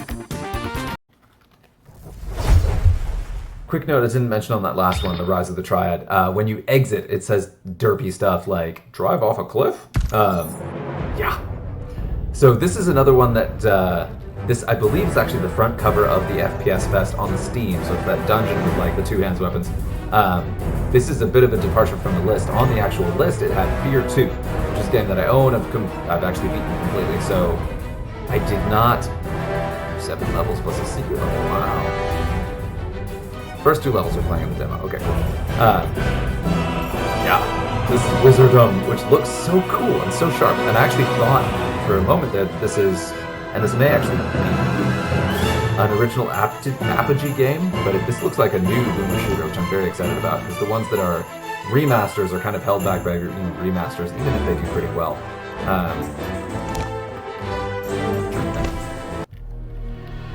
But this one, I love it. This is the first kind of like fantasy setting. I do appreciate a good read, but this is, it does feel a little bit like a step back after the last ones that did very good, like written and visual openings, but still, this fits with the style of the game. Nothing wrong with the little reading. In the once peaceful realm of Terra Bruma, the ancient seal was shattered, unleashing an untamed surge of darkness upon the land. Mercenaries from the west, their hearts blackened by chaos, descended upon the unsuspecting towns, pillaging and plundering without mercy. As the darkness crept southward from the treacherous northern mountains, it seeped into the very essence of the land, corrupting the water, the soil, and even the very air itself. Amidst the growing despair, the people of Terra Broma sent forth a desperate plea, a clarion call that echoed across the realm, reaching the ears of those who could confront the encroaching chaos. The magic wielders of Wizordum, should be a dash there, magic wielders, a sanctuary and bastion of arcane knowledge. Responding to the urgent summons, Wizordum dispatched its finest, a diverse assemblage of spellcasters from every school of magic, united in their resolve to combat the chaos and unravel its origins. Yet despite their valiant efforts, none of these emissaries have returned, their fate shrouded in mystery. I expect you'll have to fight them. You, a young and promising magic wielder, stand as one of the last remaining guardians of Wizordum. Before you lies the desolate town of Grimbrook, once a vibrant hub of commerce and life, now reduced to a mere shadow of its former glory, its streets ravaged by the relentless onslaught of chaos. Alright.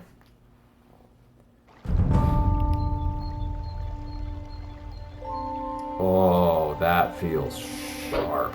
Now, one thing that I've learned from playing, and I've been playing quite a bit of this, one thing I've learned from playing Boltgun is that retro-style artwork plus modern controls. Let's see if the game's not letting you jump. This doesn't let me jump. But retro-style artwork with modern controls is just a dream, and this feels so good. So good. The artwork is a little bit weird that it does that thing on you, but eat.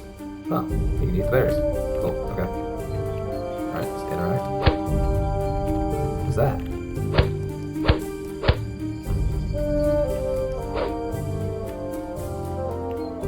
But the controls are super smooth. And because it's very retro style, run on probably any machine without even a hint of a hitch. Hilariously, the haptics on that combat are much better than they were in the System Shock demo. I can't really point to exactly why, but they're definitely better. Like, there's something about the sound, the motion, the activation, like you feel when you hit an R hit. And I did not get that in the last one. Ooh, autosave, look at you. I need a gold key and then I gotta fight that. Okay. I got magic. Throw a fireball at me. What's this? I also have a much better sense of my range and when I'm actually hitting. Where in System Shock, it really wasn't clear how far I could hit. I don't know how they could fix that though. I'm not sure what is really missing there.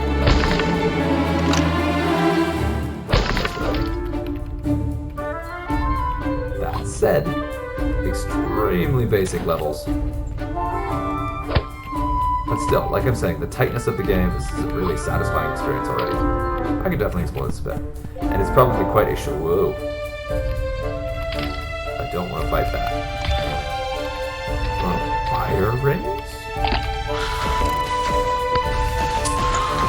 You just click the left click and it does that. Blah, blah, blah. Alright, now it's truly a boomer shooter. Okay. I assume I run out of ammo with that. Yeah, okay, my magic goes down and I have to get more magic shards. So aim is important.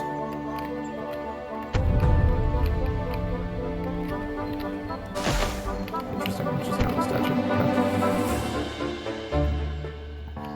Okay. I will say the music is very uplifting, but also very much not in keeping with the setting, I suppose. Oh my god, it's a secret door. Push on the weird creepy portrait, it's a secret door. I love it. Somebody's in push on them again to get another secret. Okay. Now I will say, when I saw the cover art for this game, I actually picked it because I saw the like double driven magic clothes. So I love stuff like that, and it's exactly the same. It's just a visual thing. There's a difference between a gun and sword or whatever, but sometimes that matters.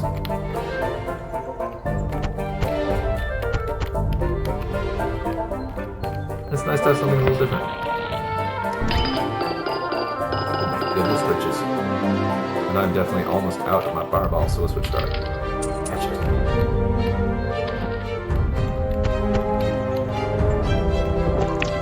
Buggermail.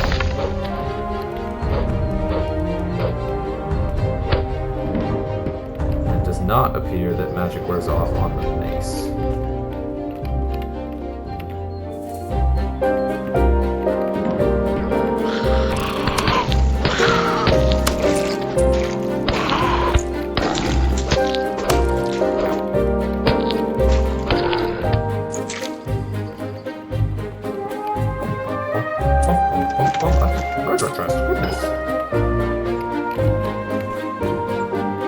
What? I don't know how this video feels for y'all, but this is such a wildly different set of experiences between all these games. I can't even...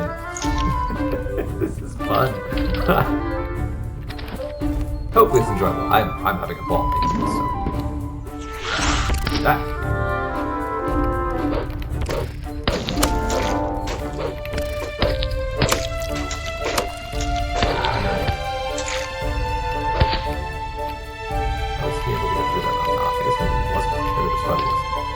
Another sidebar, you still can't jump. There is no jump. Which is, different.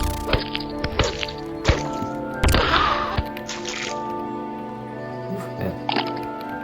That's a lot of damage.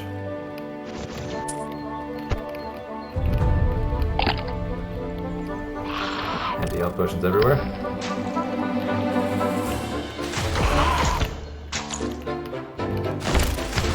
Fight fire with fire!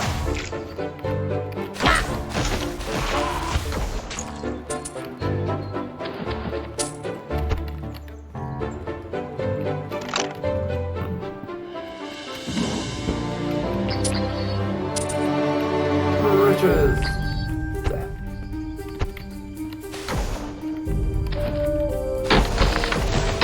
It mentioned all the different elements, so I'm also assuming that as you play through the game, you can actually unlock the other element types, which could be a very interesting way to keep the gameplay fresh. Love it. Enter. Ooh. Ooh. And now we're talking level variety. That is a giant rat. I don't like that. That's a huge rat.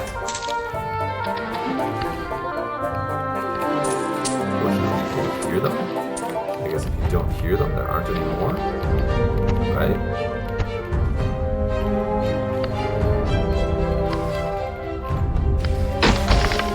Slam the barrel.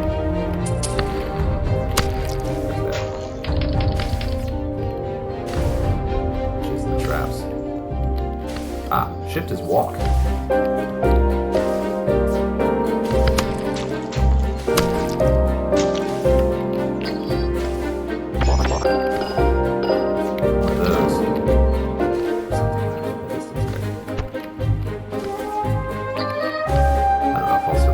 Out of that.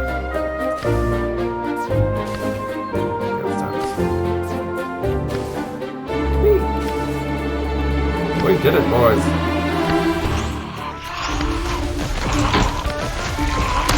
Ow, ow, ow. They did successfully back me into the fireballs. Very clever little goblins.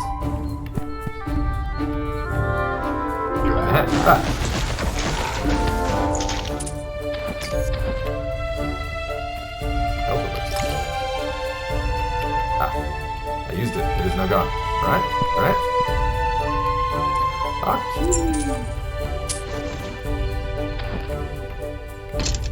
Nice. Okay. Love it. Learn the lesson from the old school ones where you have, when you get to an unlockable place, it then lets you get back, right back to where you were. You get ambushed by a bunch of the same goblins you fought. Keeps the exploration open so you don't have to backtrack, which is a lesson that the older games really never learned. Nice.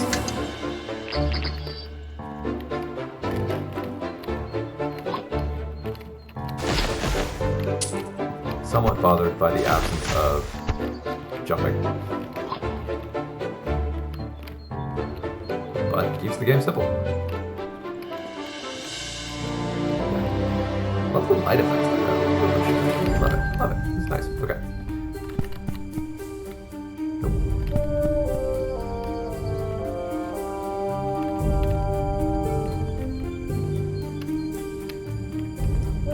Where else was I supposed to go? Did I get the key? I did.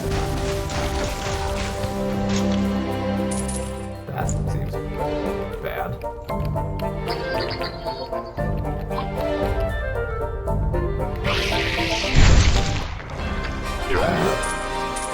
Oh wow, I did not find a lot of secrets or treasures or a lot of monsters. But okay, not bad. 9 minutes, not bad either. Okay.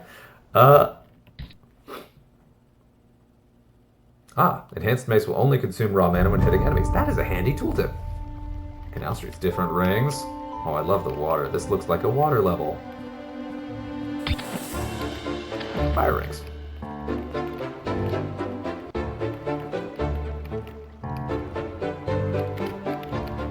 I can't jump. It also doesn't let me walk off things. Okay, so no jumping, no falling. Alright.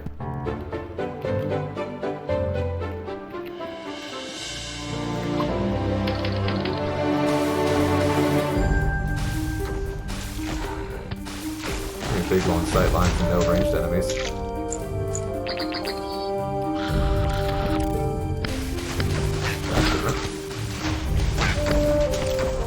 If I had gone after those last guys with the mace, these guys would have been here to ambush me. Ooh, there we go. That looks like a magic wall. Okay, look it up.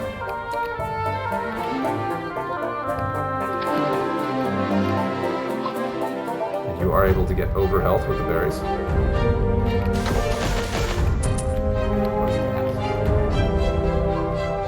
Obviously, it's a crystal ball. How do I get to it?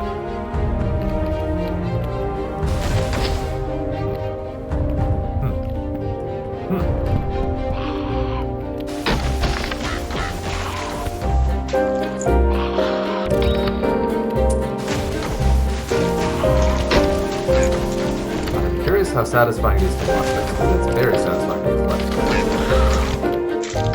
Hopefully that is also reflected in watching. I really want this guy's eyes to fall if you don't move around. I do feel like I'm collecting a lot of fire burns. Big man.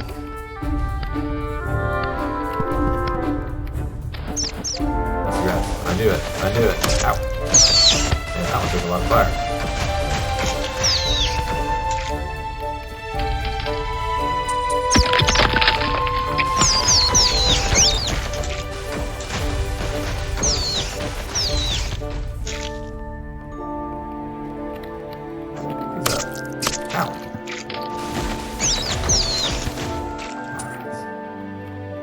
Like I said, you can't drop anywhere, so it's kind of a cool effect.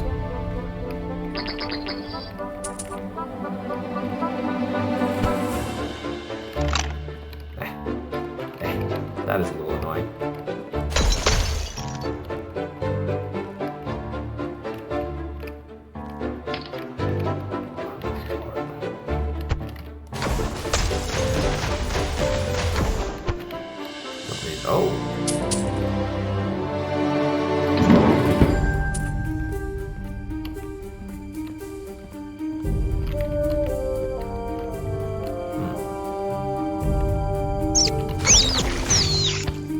That's those rats. Ice sharks. Yep.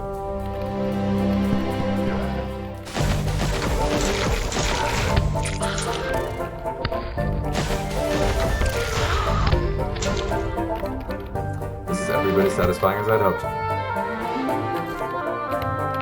It is a very basic, very satisfying game. What is it? I can't even interact with it. Oh man, that is disappointing.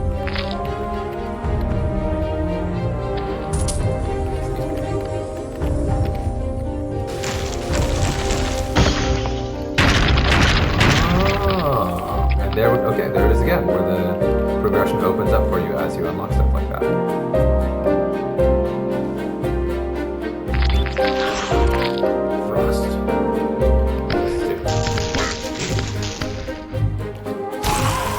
Oh, so it freezes and then you can do the thing that... Oh, that is cool.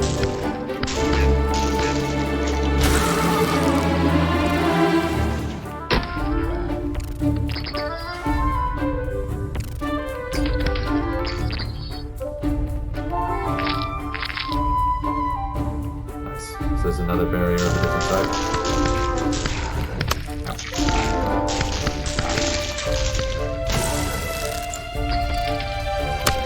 Oh man, I love it.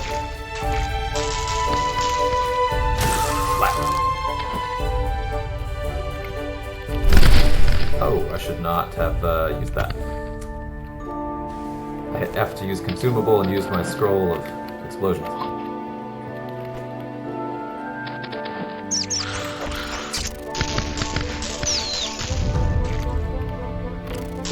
Oh, you sneaky rat.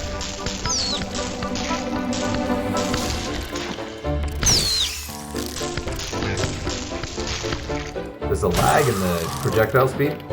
It's definitely manageable and you can play around it, so it feels very like it adds to the gameplay instead of taking from it. But it definitely does make aiming a little bit more challenging than some of the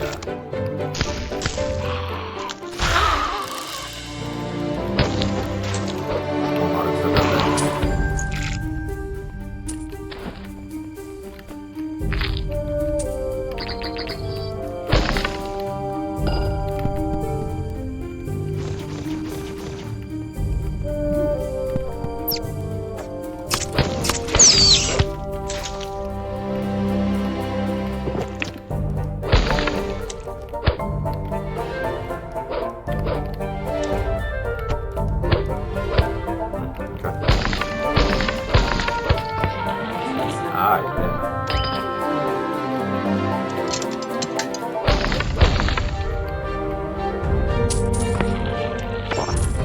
Secrets.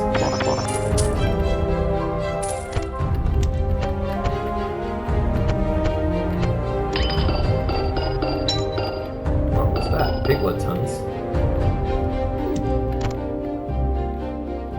It looks like armor reduces the damage that you take, which is very nice.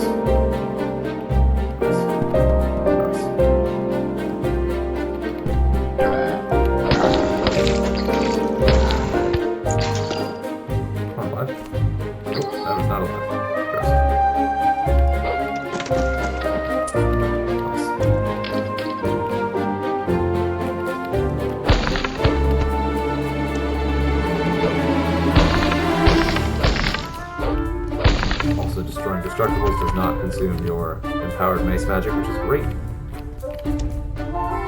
That does blend a little bit too much with the 4.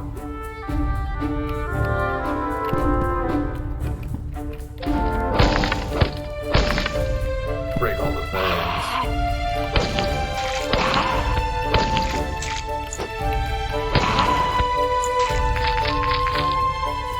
Oh, that's trapped. That's trapped.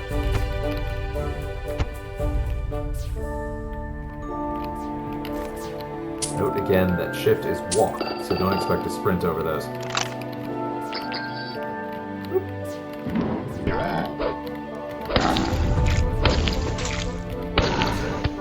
It's funny, with Larry and Sven Vicky and all that, there's been a lot of talk about Ultima Underworld, Ultima 7, but this feels very much like Ultima Underworld, the back in the day game like this.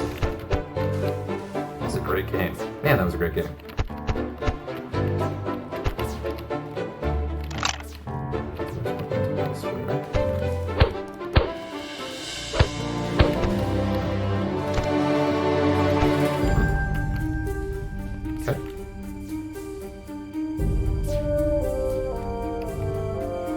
Puzzles going on here.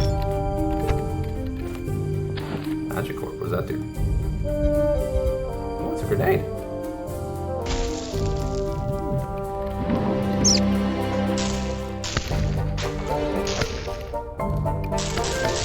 Oh, Shatter Me Rat. Oh, I got it. Okay, so the orbs are different for the different elemental types. That's really nice too. So as you get all of them, you will build up a considerable amount.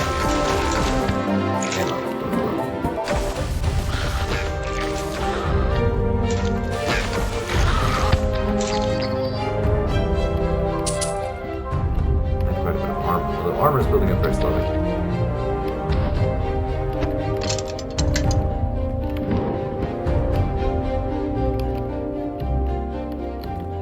Gates to the dungeon opened.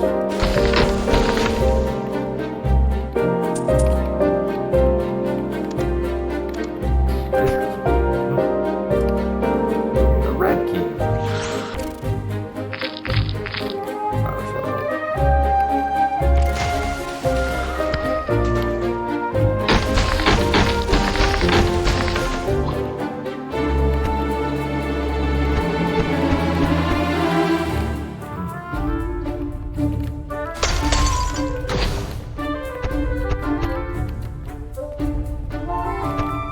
Set, no reloading. Gross. Checking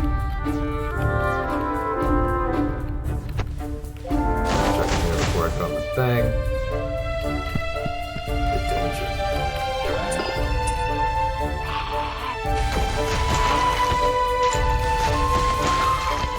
Fully expect this to be full of rats.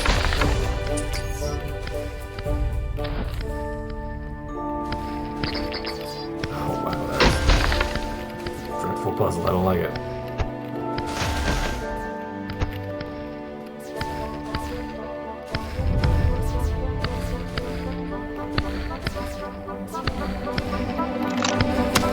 Oh man, really?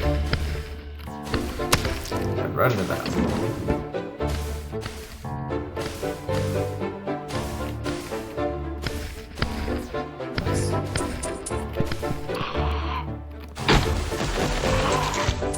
Funny what you learn after playing this kind of game for years. But it's easy enough to be thrown into a dungeon like that and be like, oh, I can figure this out.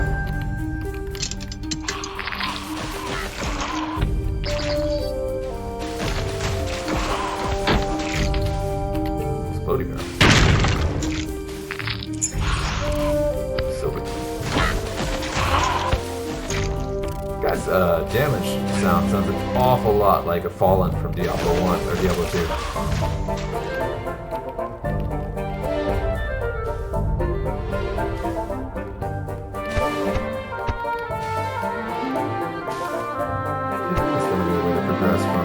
Going back the way I came, but it looks like that may not be the case. Oh, there it is right there. There we go.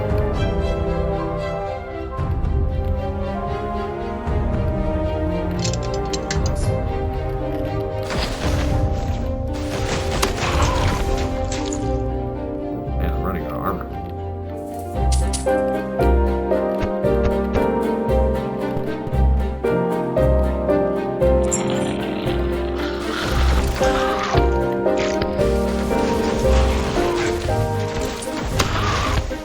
Jumping really limits your defensive options.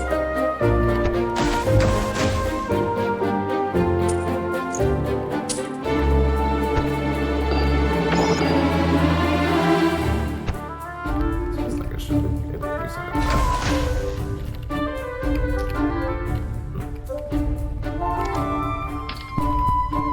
No treasure keys. Alright, that's enough. You get the gist. So this is fun. The music really makes it a very zen experience. So does the very tight controls, satisfying visuals. The combat is a lot more enjoyable than it probably looks. But yeah, this is a good full game. I like it. Good job, guys.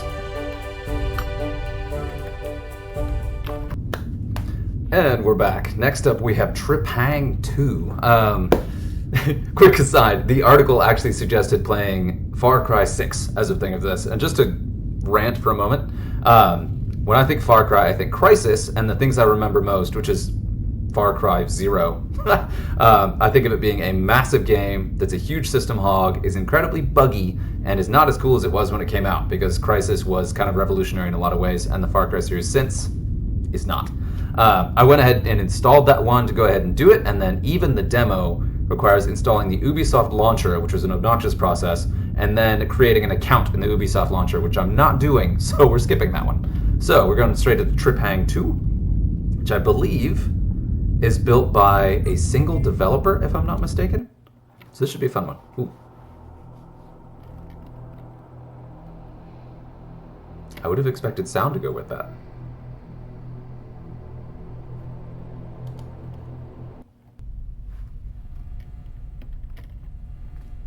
I've heard great things about this one. I don't know what to expect, but it's very pretty. It looks very much like Fear, which is probably one of the big inspirations for it. Probably also the Unreal Engine.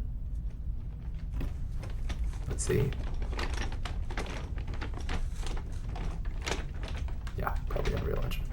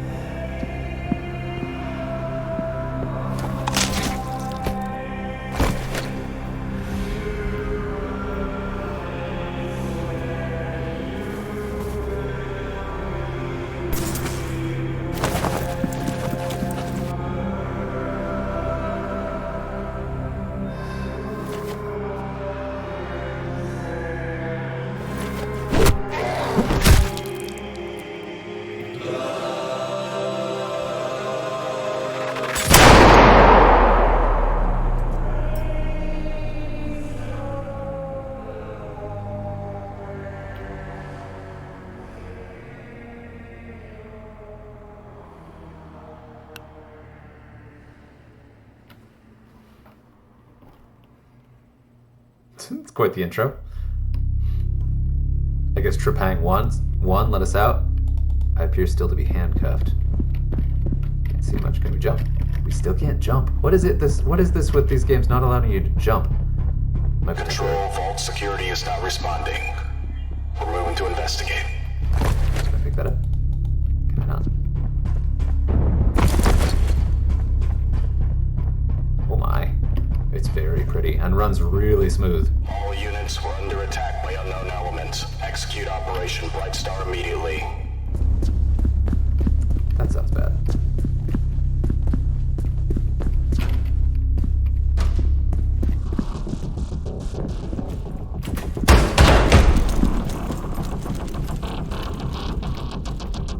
Control, Vault security is KIA. Subject 106 has escaped.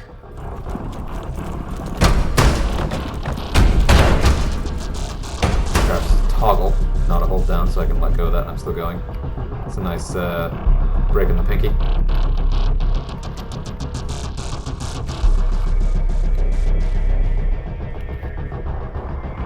Is an icon will appear if you're in shadow? Definitely not in shadow here.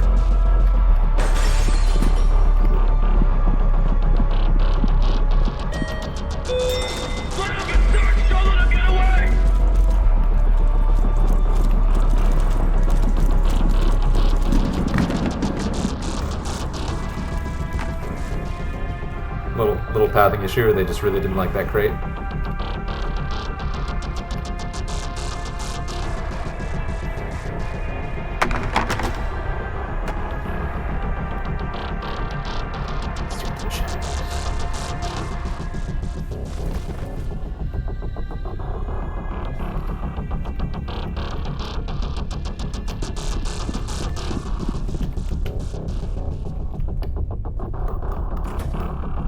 I love it.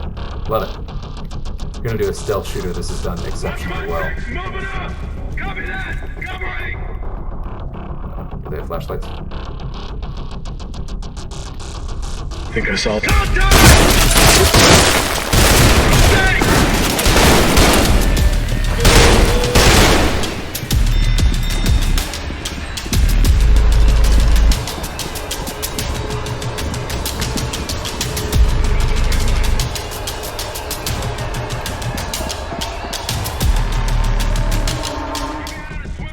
No one ever expects you to go into the depths. Throwing a flare.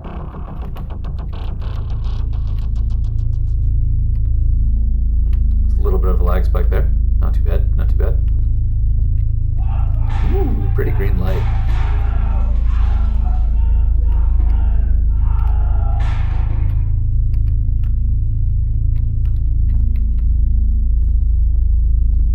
Son of a bitch, he's not responding.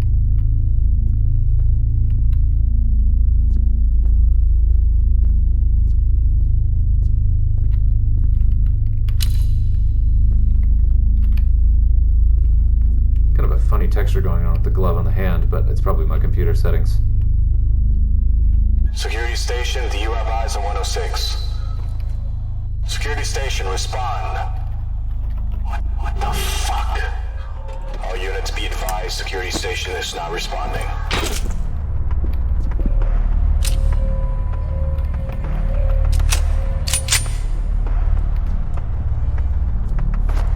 Here we go, melee on the right mouse.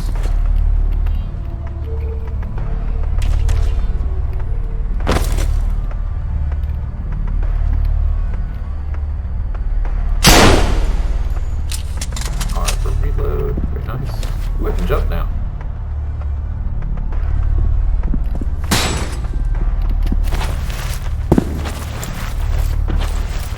This is Echo 2. We lost contact with 106. We couldn't have gone far. Stay sharp.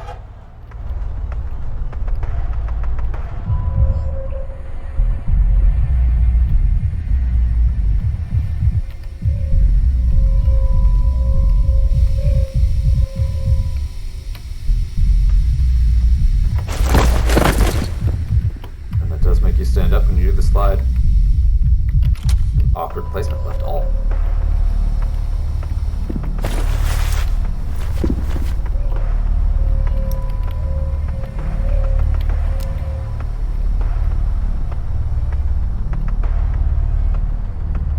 This is really well designed. This is.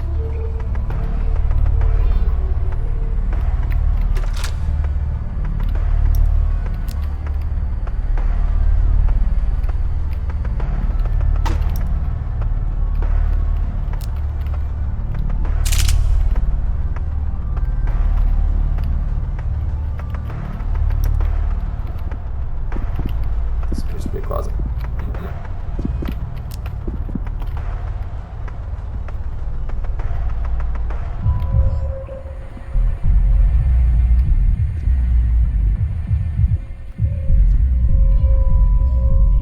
Now the question is this where I came from, or is this a new spot?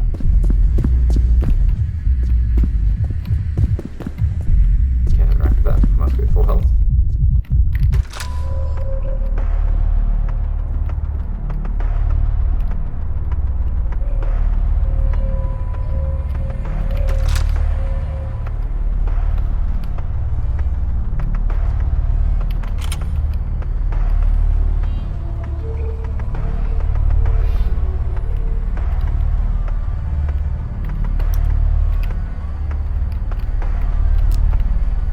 Control, this is Foxtrot Actual. We're checking a maintenance tunnel now.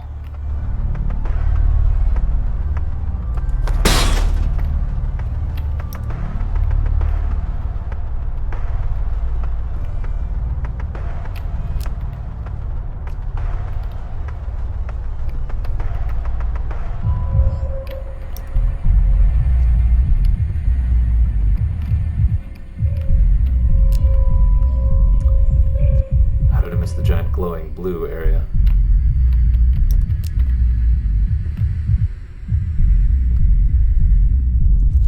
Check the perimeter!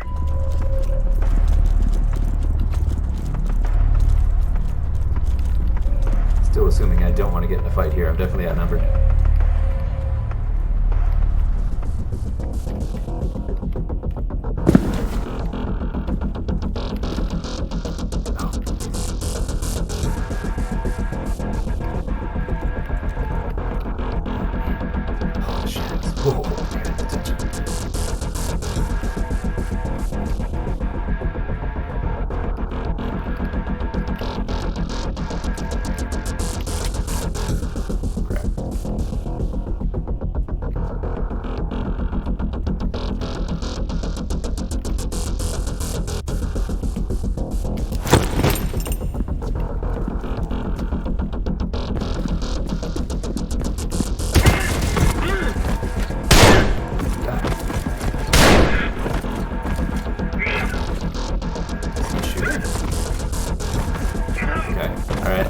interesting experience.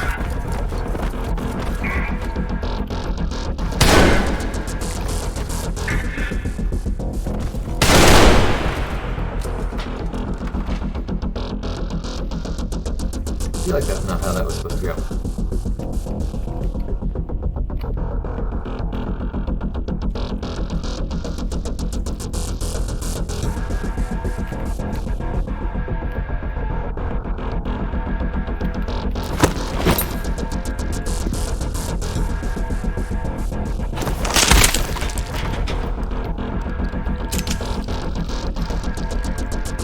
See, this stuff is interactable, but I can't pick it up.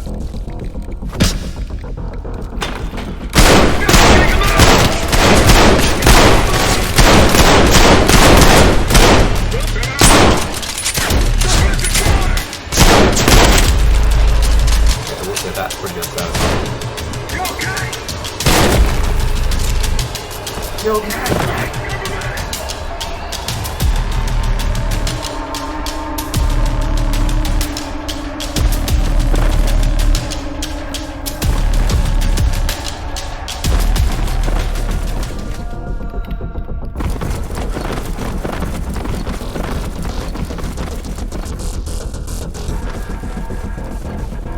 Am I going in circles?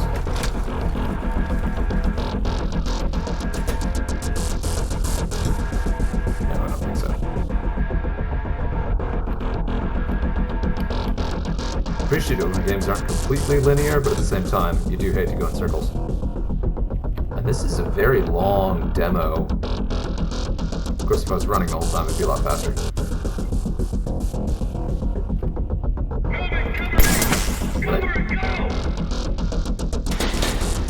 Ooh, is it the timer? Okay, okay.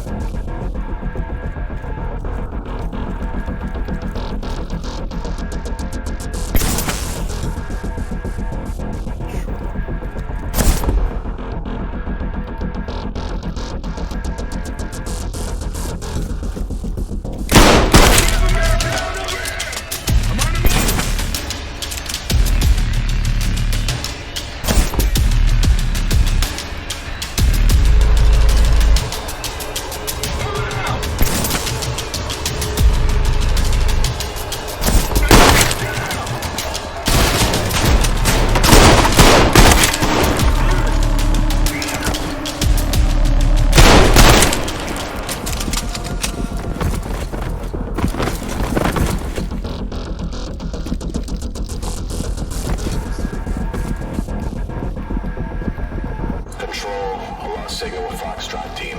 Last position, maintenance tunnel. Control, this is Echo. We're investigating Foxtrot's last known position. It just doesn't like go through that at all. Got your nut, motherfucker!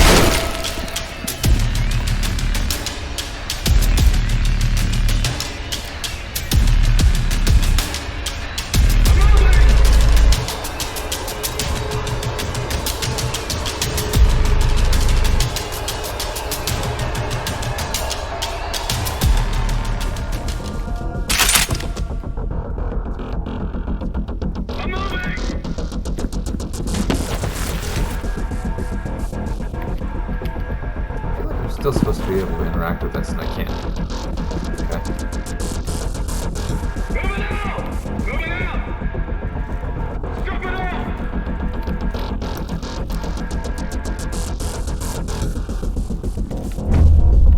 I'm on the move!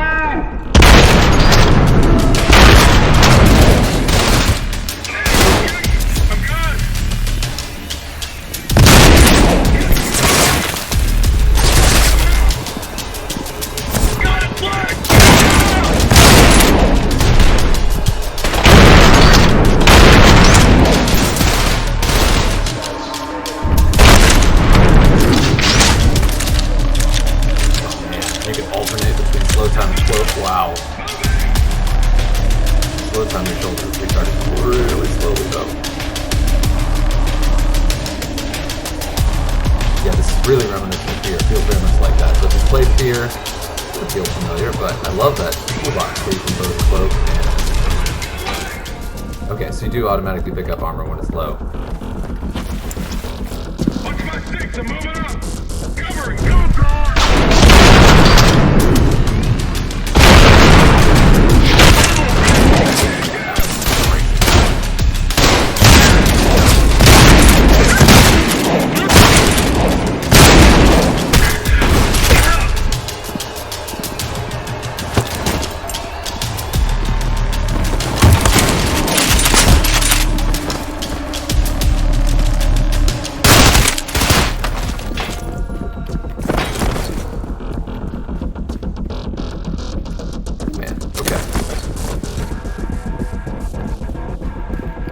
say, of all the demos I was going to try, I didn't expect just a true, like, super high-tension, pulse-pounding, modern first-person shooter. This one really is a very different experience than the ones I've been playing.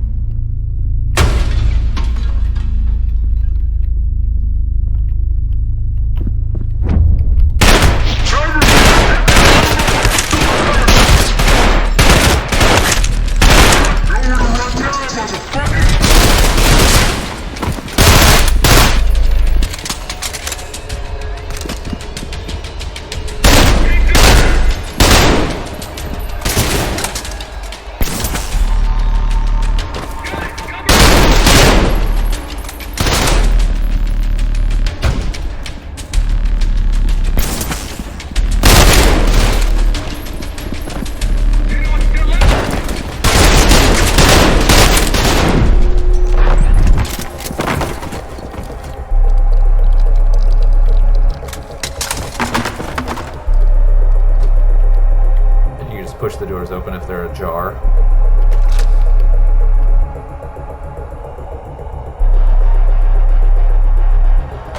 I will say the environment variety is extremely limited, but I'm still again playing fairly slowly, and it's a big area.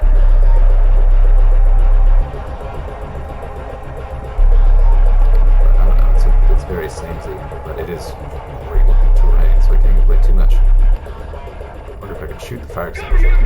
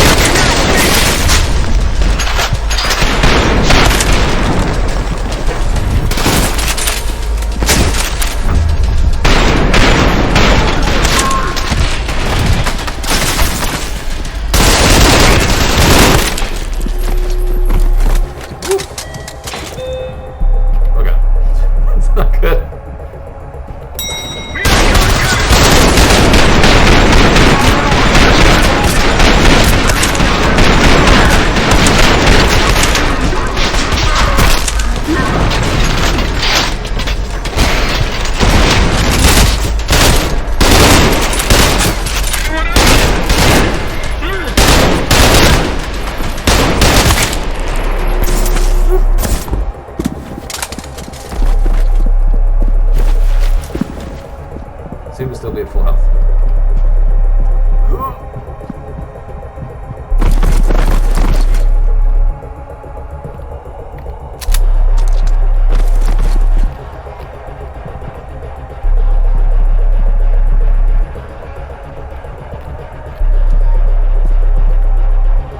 Government offices.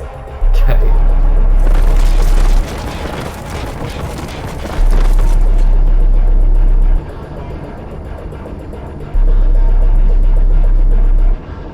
Don't see the thing that shows what floor you're on.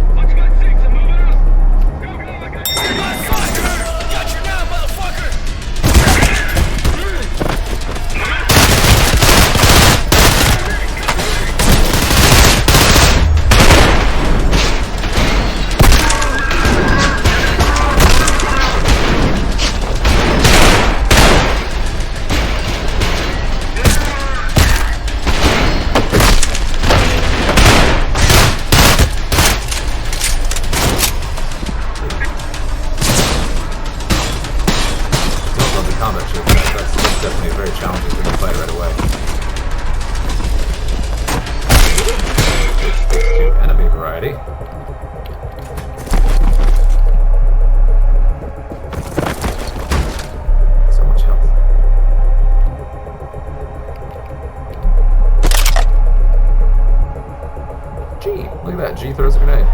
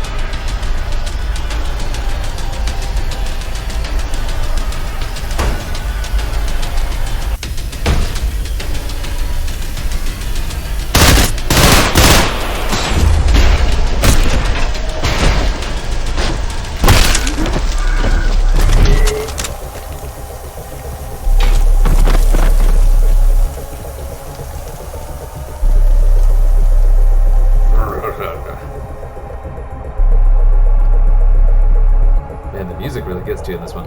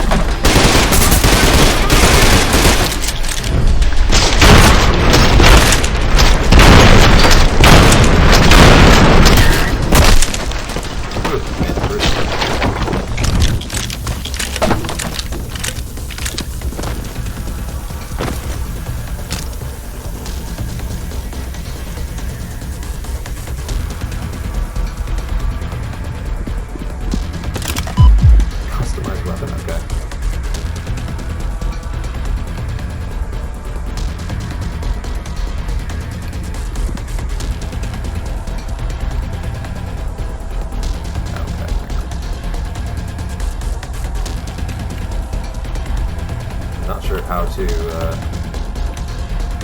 if you roll the mouse wheel. Oh, okay, hang on.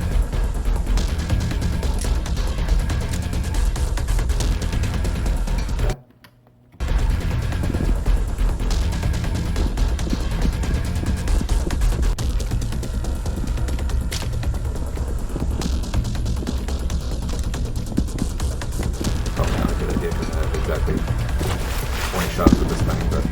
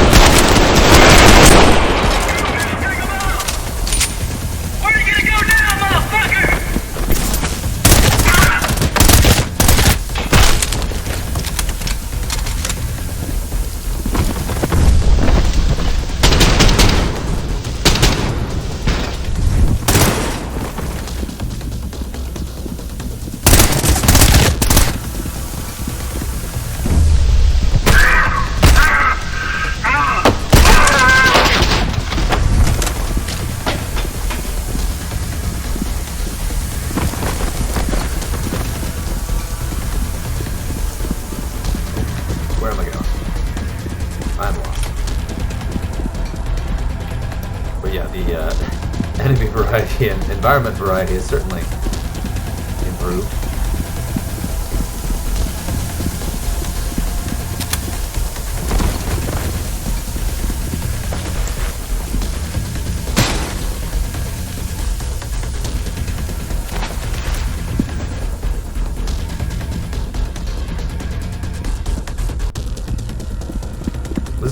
longer ones, so just kind of keep going. So I'll probably stop in a minute here. There we go.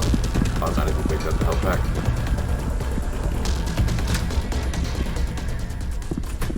Great big open room. I don't like it. Attention all units, we have confirmation that subject 106 is in the loading bay. Sierra 1, you need to move in now. Step it up! Step it up!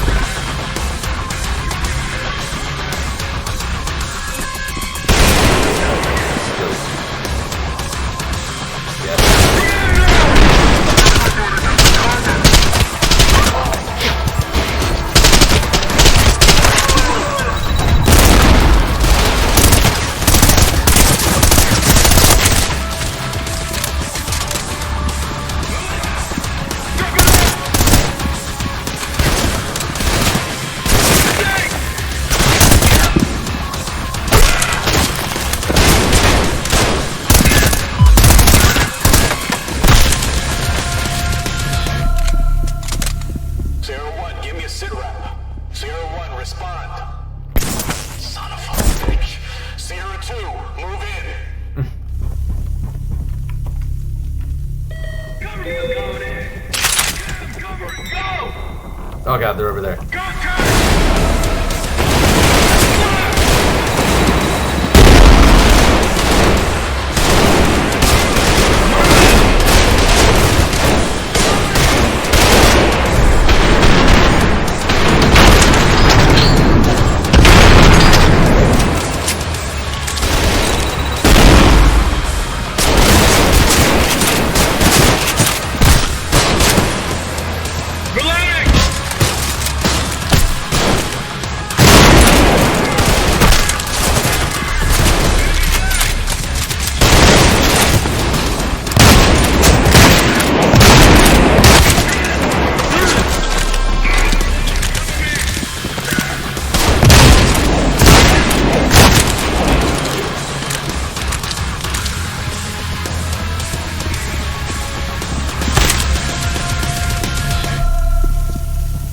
Sierra 2, what the fuck is going on in there?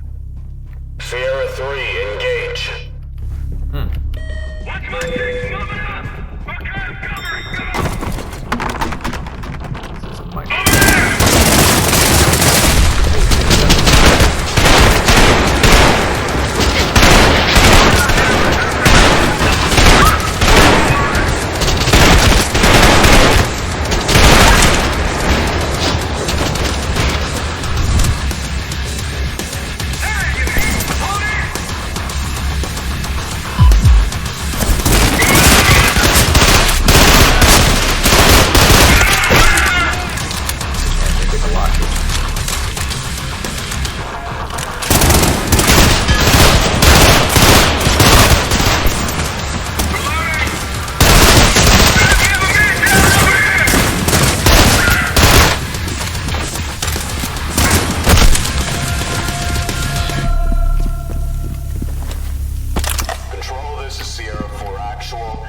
Sierra 3 is KIA.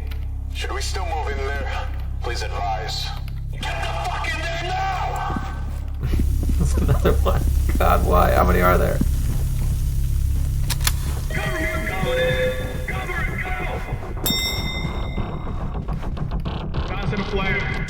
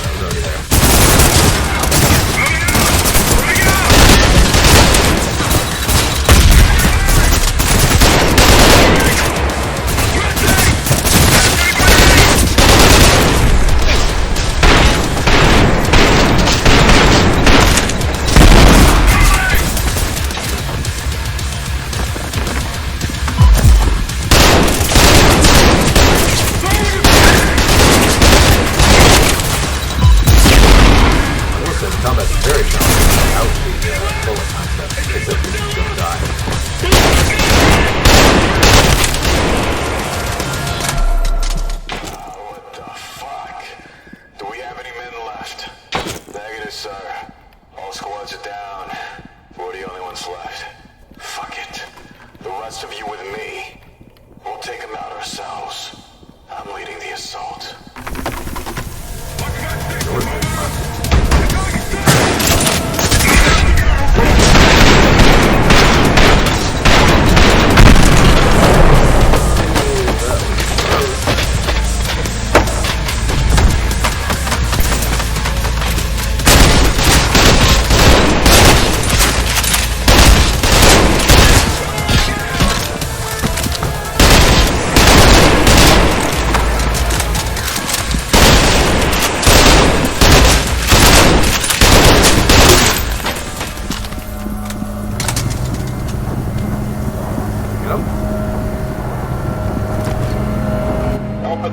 Watch for friendly fire. 106 is approaching the helipad. Make sure he extracts safely.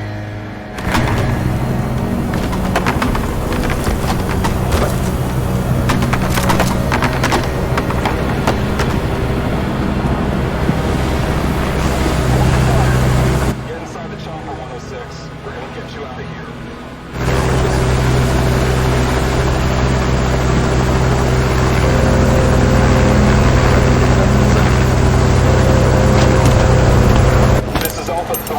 Moving into the compound. Let's hold it.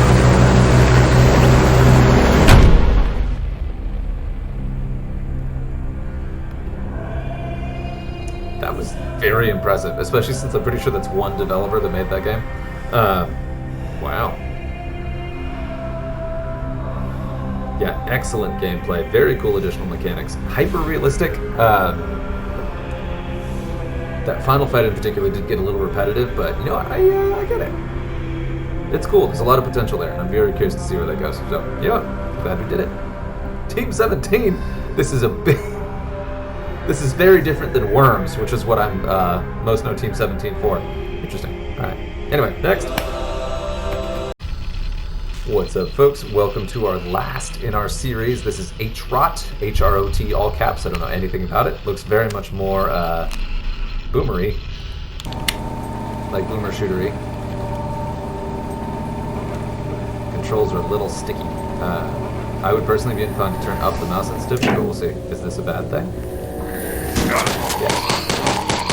Oh my god, it takes a lot to take that down.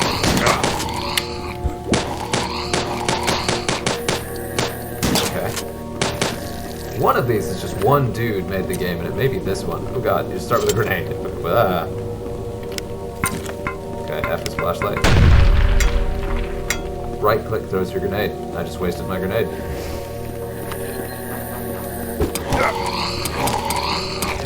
Well, that's actually very effective.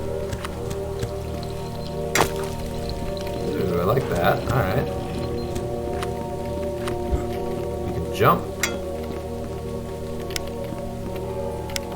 I don't know what use is. So I don't know if I can open these doors or anything. No tutorial, just throws you right into it. What? How do I? We can kick. Ooh, this is a zoom button, okay.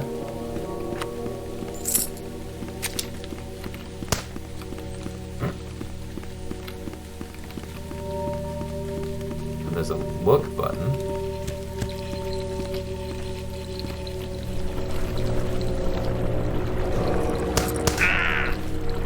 That was terrifying. That was well timed. Let's kick. Shift is kick. So not a secret. It's not one that opens when you kick it.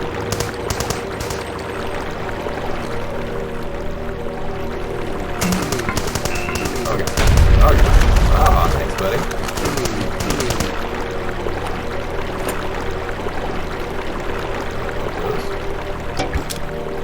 Oh my goodness. Hand cannon. Okay, it is explosive here, always.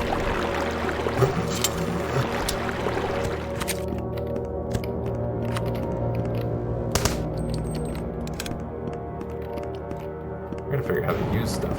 Okay.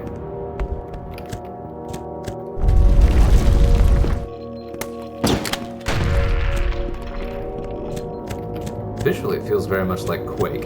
Quake 2, maybe. I love that little, like, slight tilt if you're running, when you turn, or you straight. Camera switches it. That's a really, very satisfying motion effect that I enjoy when games like this have to do that. Ah!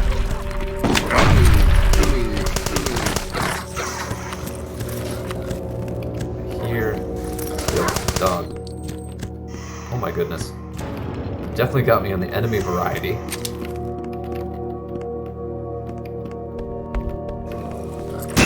And the weapon variety. This is just the like, first 5 minutes of the demo. I have like 9 guns.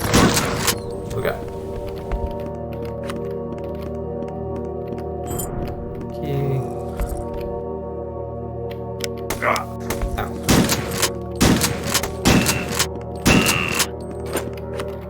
But how do I use? What's interact? Options, controls, key bindings.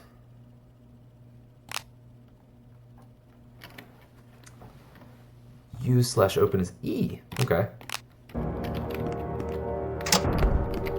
The button I was skipping.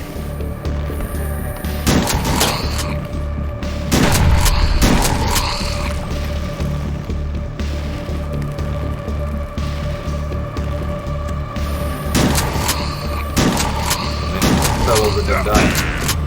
Tried to get me. What is that? I'm not honestly sure that horse is aggressive. I don't really want to be wrong about that, but it appears just to be freaked out. Little knockback on the shotgun. Nice, nice touch. Will this hurt me? Okay.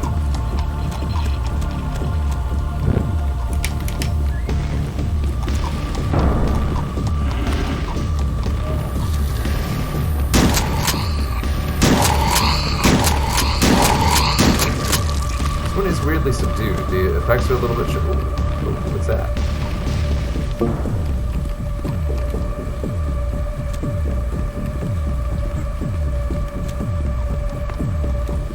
Love the medieval castle style thing going on. Yeah, the horse doesn't appear to be up to get me. Ow, definitely gets in the way. What is that? Okay.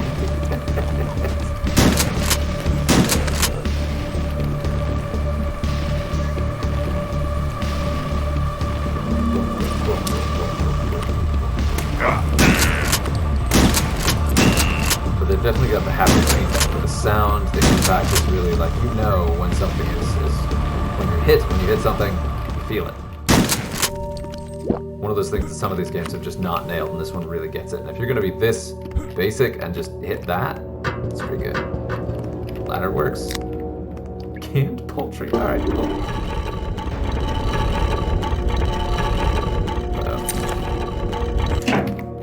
Oh, look, a jumping puzzle. Really good floaty jumps though.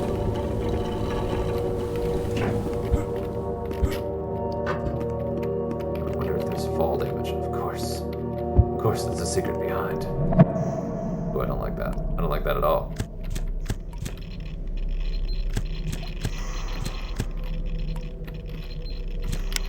I know all y'all are about to get up and attack me. I just threw a grenade. I have 10 grenades.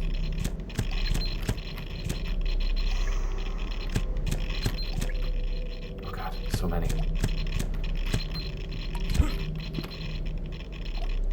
What was kick? Not that.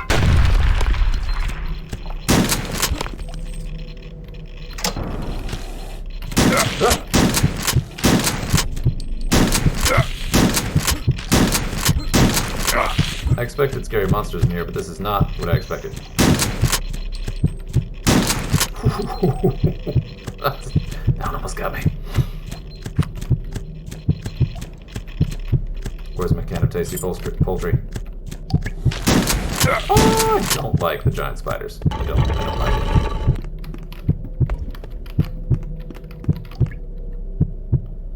it. Really did a great job with learning the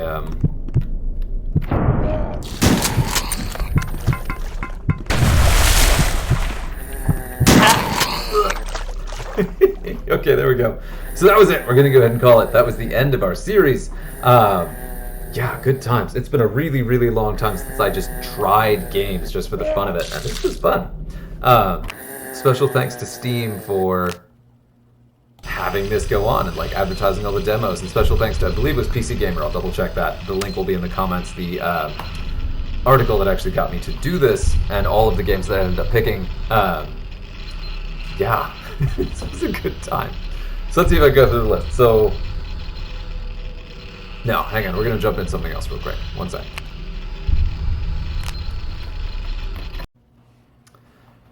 Woo! Alright, in the interest of concluding our FPS fest, we're going to go ahead and try or jump back into one of my personal favorites, that is Boltgun. Oh, such a wonderful, satisfying boomer shooter. Magnificent controls. Graphics are funky, very gothic, Warhammery. Really enjoy it. So let's go through the list. We have all of the games that I played in this. And let's see, Soulslinger Envoy was... Oh goodness. In the middle of the level. Soulslinger was okay. Really, really struggled with the haptic, the feedback, the information I was talking about. Really had a hard time registering when you were hitting. The aim was wonky. The graphics were a little bit weird. It didn't really land for me. Woo! Our next one was Ultrakill, which had... That one really got me for the graphics. I didn't really love the graphics. It was good, but very challenging. And I think that's one that's really going to reward someone who goes really into it and figures out the mechanics really well. I'm going to die, right? But it's one of those games where I died. It's one of those games where you really need to know the mechanics. Yeah, so that one was cool, but pass on that.